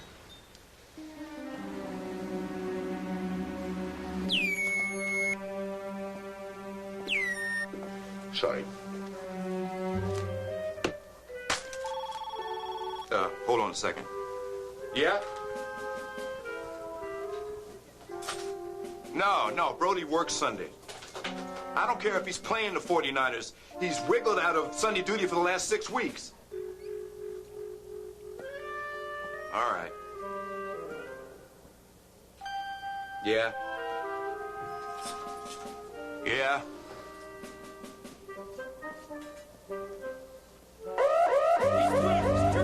Over here! Don't move! Don't move! We got him right there. Freeze! Sorry. Okay, take a deep breath. Inhale. You know, that lung sounds pretty good, young lady. I think we'll have you up and about in a short order. Young lady? Are you flirting with me? Me? Why? Nobody talks to me like that. Everybody just follows my orders, does what I want. They jump. I'm never wrong, never ignored, never contradicted. You really want me to treat you that way? It's sickening. I find your attitude rather refreshing. In fact, I find everything about you rather refreshing, Dr. Sloan. I need a doctor like you. There's lots of doctors like me. Be my personal physician. Travel with me. Tell me how to invest my charitable dollars. It's very, very flattering. I'm afraid my job's right here. Think about it. Obscene salary, exotic locations, unlimited access to the company plane. You make it sound like there's no downside. Well, crowds, parties, work, work, work. Not enough privacy, too much security. You know, Frank Waldeck seems pretty competent, though. Yeah. He's only been with me a few months, so he's not really had to prove himself. I mean, until that man attacked me. You saw the knife, did you? Well, not actually. And Waldeck was pushing me out of harm's way. But enough of that. That's the past. What does the future hold for you and me? For you, more bed rest. For me, more rounds.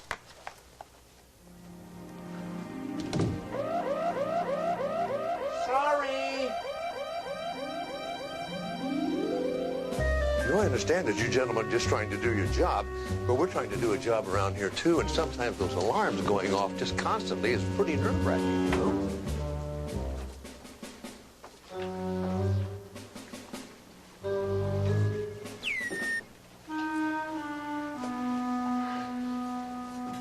Still playing against yourself, I see. I've yet to find a worthy opponent. I understand you, borrowed my x-ray. I was a little concerned about you. Oh.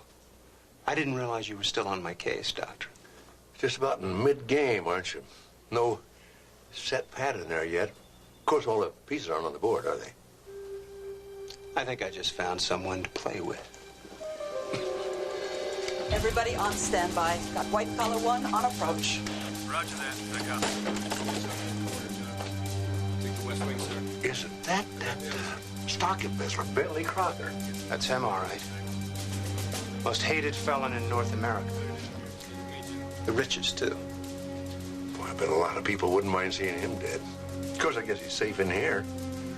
That depends on who the assassin is. Well, they got the latest technology all over the place, and the squads and the marshals everywhere. Truth is, if I wanted to kill him, I could. And walk away clean. I think I better sharpen my game. Welcome home.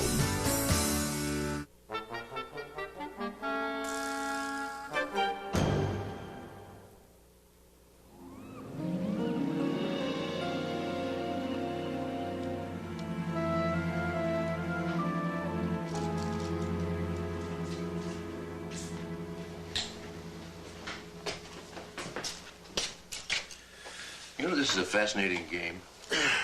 Why the sudden interest? I want to know how Waldeck's mind works. Did I miss a part of this conversation? Wei Chi is an ancient Oriental game of positioning and strategy.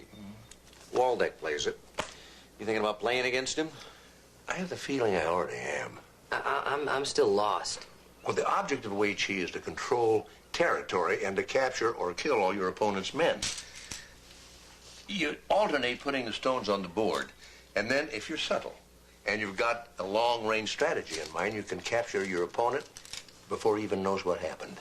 You're trying to figure out why Waldeck stabbed Victoria and himself. Yeah. What did he get out of it? Well, so far, just a hospital room. Yeah, maybe that's what Waldeck wants. What better way to get himself into the security wing? He doesn't need protection. He can take care of himself. Victoria and Waldeck are not the only ones in that wing. Bentley Crocker is, too. You think Waldeck would want to kill him? I don't know. But he certainly is positioning himself so he can. I have to learn how to play this game. Why would Waldeck want to kill Crocker? Between the banks that Crocker's defrauded and the cartels he's robbed, he's got an enemies list longer than Richard Nixon. So just move him. Yeah, maybe that's what Waldeck wants, to get Crocker's security changed. Then move Victoria to another floor. He'd have to go with her. You know, he might just try to hurt her again to get back in the security wing. I'm sticking with checkers.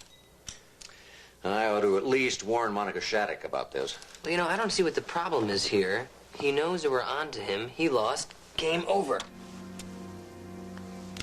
You know, actually, Jesse, I think the game has just begun.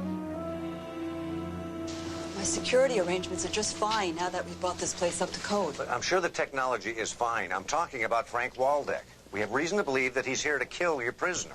Is that an official warning about him? No, not official, not exactly. Well, then what exactly? The medical examiner has found evidence that Waldeck may have stabbed Victoria Larkin himself, just so he could get unlimited access to the security wing. No one outside my office even knew Bentley Crocker was coming here. Look, I've worked with Frank Waldeck for a long time. He's got a real talent for getting around obstacles. Not me. But if it is true, which I doubt, I'll deal with him. Look, I'm just trying to help, Marshal. Crocker's not my prisoner. I'll handle it, Detective.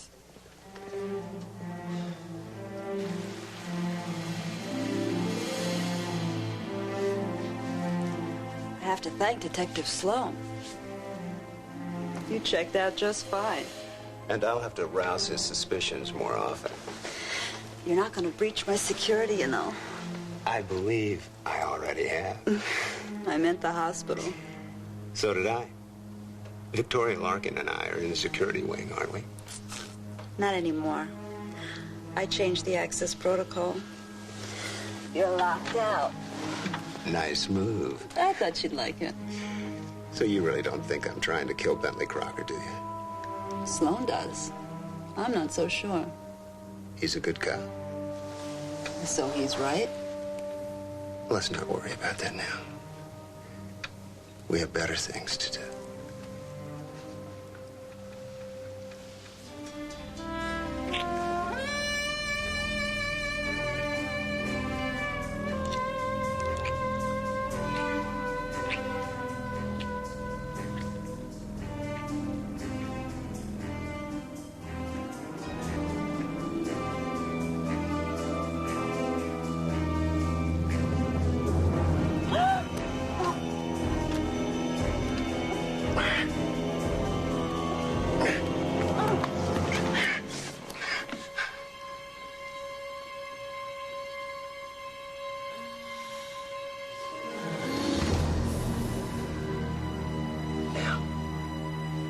Let's talk about communication codes, shall we?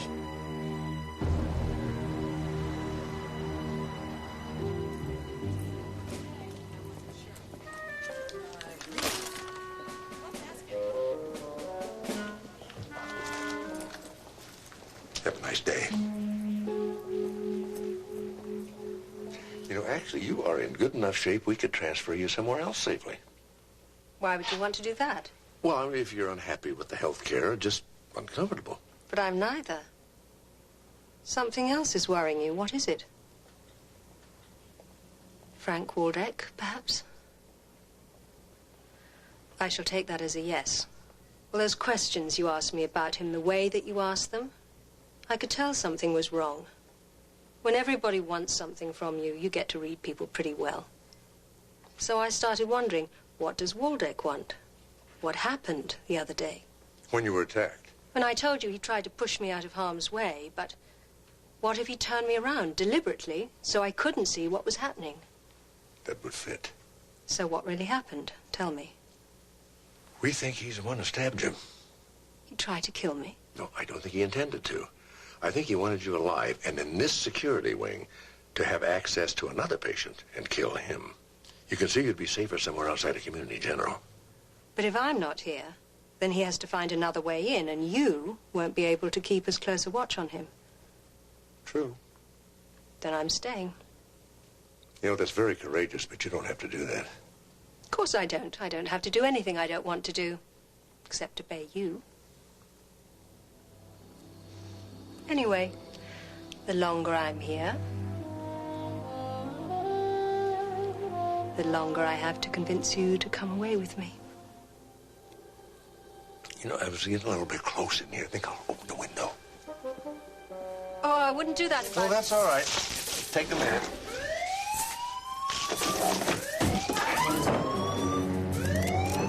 Would you just get a little fresh air? A little air?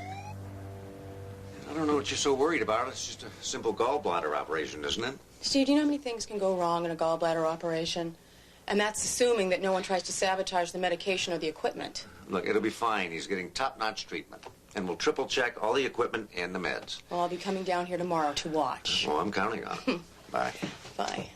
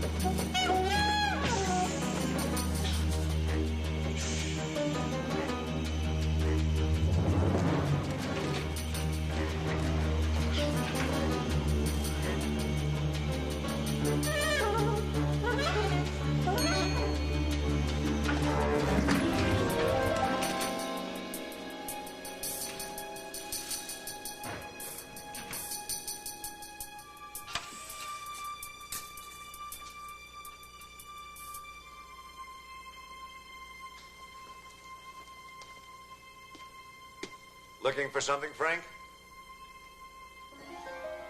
I must have made a wrong turn. The IA cop I knew didn't make wrong turns.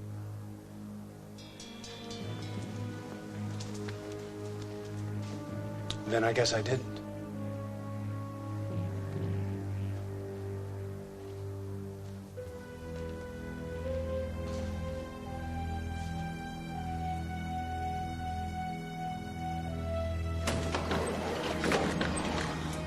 We check the OR equipment again now.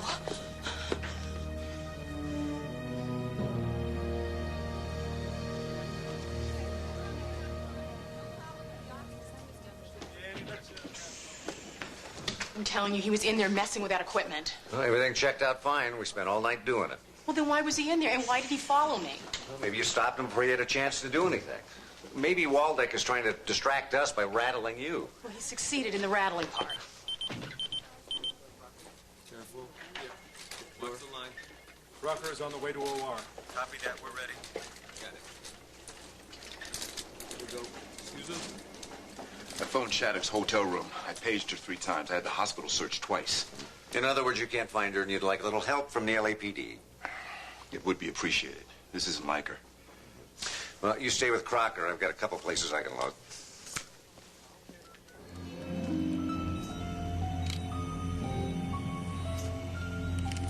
He's under. BP 120 over 70. I'm about to make the incision for the laparoscope.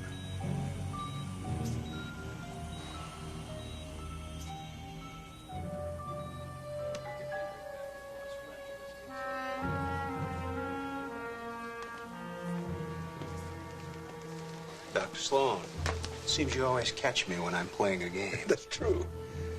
You know, I know that playing chess alone isn't a lot of fun. This probably isn't either, is it? You're right. Care to play? You know, I'd like that, but my shift is over. Listen, we could play out at my beach house. Out on the deck, spectacular view, ocean breezes. Of course, let you have some reason to stay here at the hospital.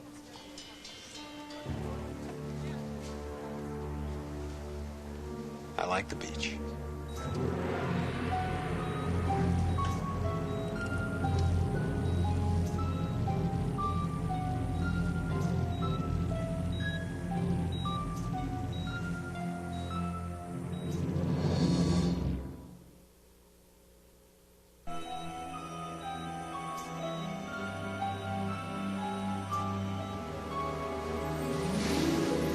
You were right.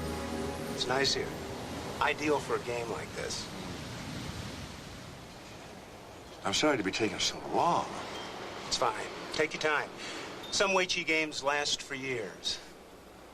Actually, I was thinking about Bentley Crocker getting his gallbladder taken out. I'll bet about right now he's deep in the anesthesia. All the incisions have been made. His belly is getting filled with carbon dioxide.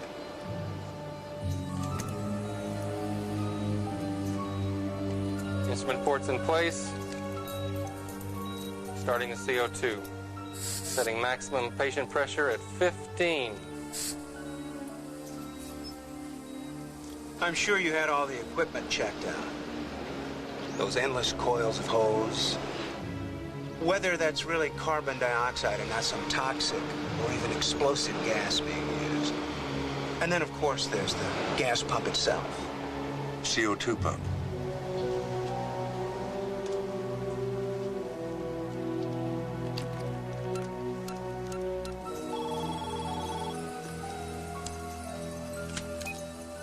Hello. Amanda, is the CO2 on yet? Yes, but everything seems to be going fine.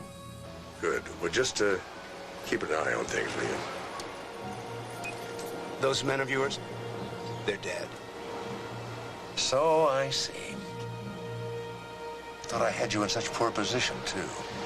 But with all those threats you're developing, it's hard to know which one to react to.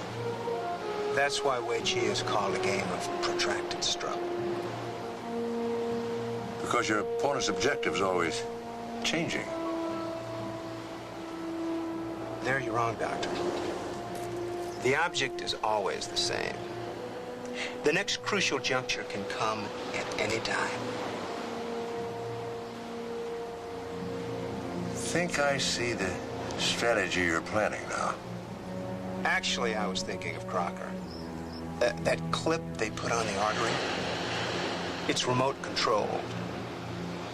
And then there's the bovie that they use to take the gallbladder out itself. It cauterizes as it cuts, as long as the frequency isn't set too high.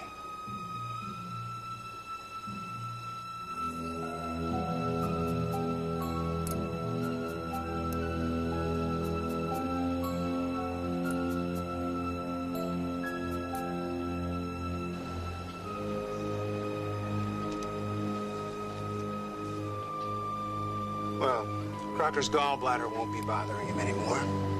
The surgical ports will be removed, and all that CO2 will simply dissipate in his body. Of course, he's vulnerable to a bolus of anesthesia, an allergic reaction to medication, an unexplained heart arrhythmia from the stress of surgery.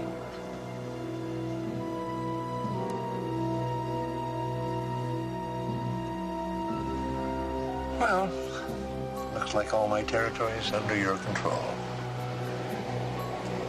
Not a bad first match for someone who doesn't play very often. I've enjoyed it, Doctor.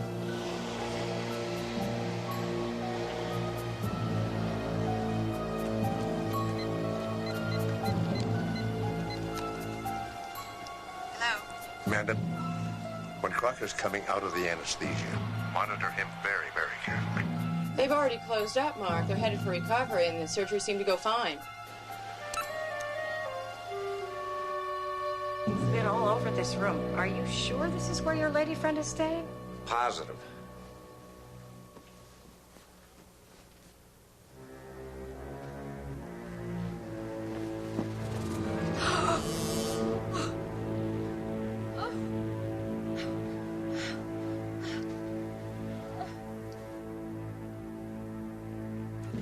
What do you mean you're moving Crocker? Marshall's orders, Doctor. Look, I know that he just had a very simple operation, but I think it's way too soon for him to be moved. Well, that's what Marshal Shattuck liked about it. Surprise. And it's a fail-safe system. Even I don't know the communication codes. Well, can't it be stopped? Might be a fool to try. The prison ambulance is downstairs right now.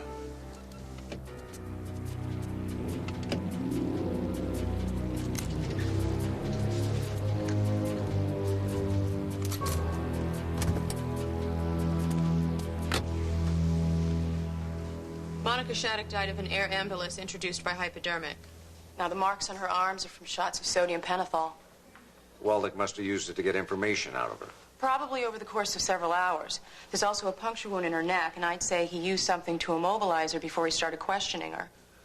The communication codes. What communication codes?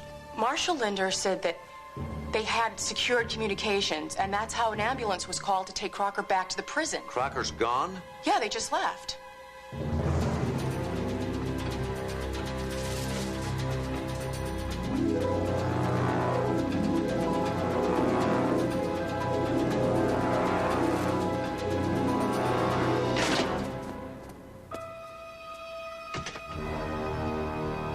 Yeah, all right. They found the ambulance abandoned 10 miles north of here. But Waldeck must have had a band stashed. Canvass the area. I'll bet he headed south. What makes you think that? Well, because going north is just a false move to lead us in the wrong direction. You may have a knack for Wei Chi yet, Jesse, better than me. Waldeck's won. It's about the size of it. I couldn't figure out his strategy. Dr. Sloan. Yes. I'm sorry about Waldeck. Well, at least you're out of danger and recovering nicely. Thanks to your ability. To make you behave? Ha! I want you to reconsider my offer. Well, Victoria. I would set up a medical research foundation and you could run it. Just think about it. Take your time. I'll hold a seat for you on my jet. Your jet? I think Crocker's still alive. Why? Look, the objective in Wei Chi is to control territory and to kill or capture men. I don't think Waldeck wants to kill Crocker. I think he wants to know where Crocker's money is. Well, then he'll kill him. Yeah, well, Waldeck couldn't have gotten far. And I think I know where he's headed.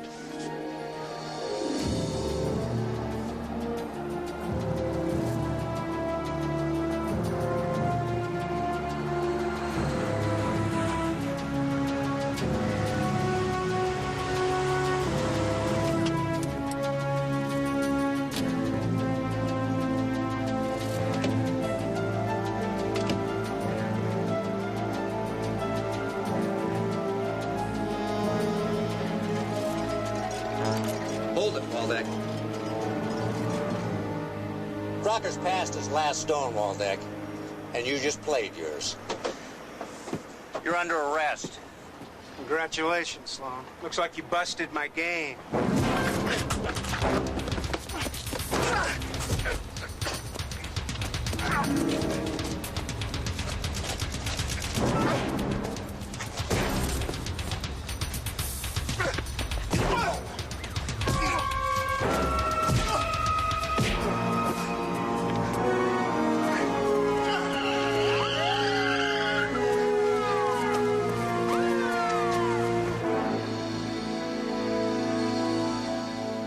But how did you know that's where Waldeck was headed?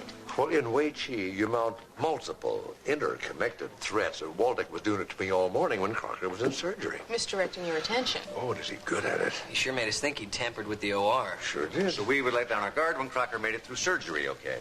But he didn't realize what kind of a game player he was up against. Well, I'm no Wei Chi expert. I'm pretty good study, though. Well, that's good, because I've got a new game for you. New game? Mancala. Mancala? Maybe the oldest game in the world. They found stone Mancala boards in Egypt dating back to 1400 BC. Mancala, huh? 2 players, 48 stones each, 12 bins, 6 per side.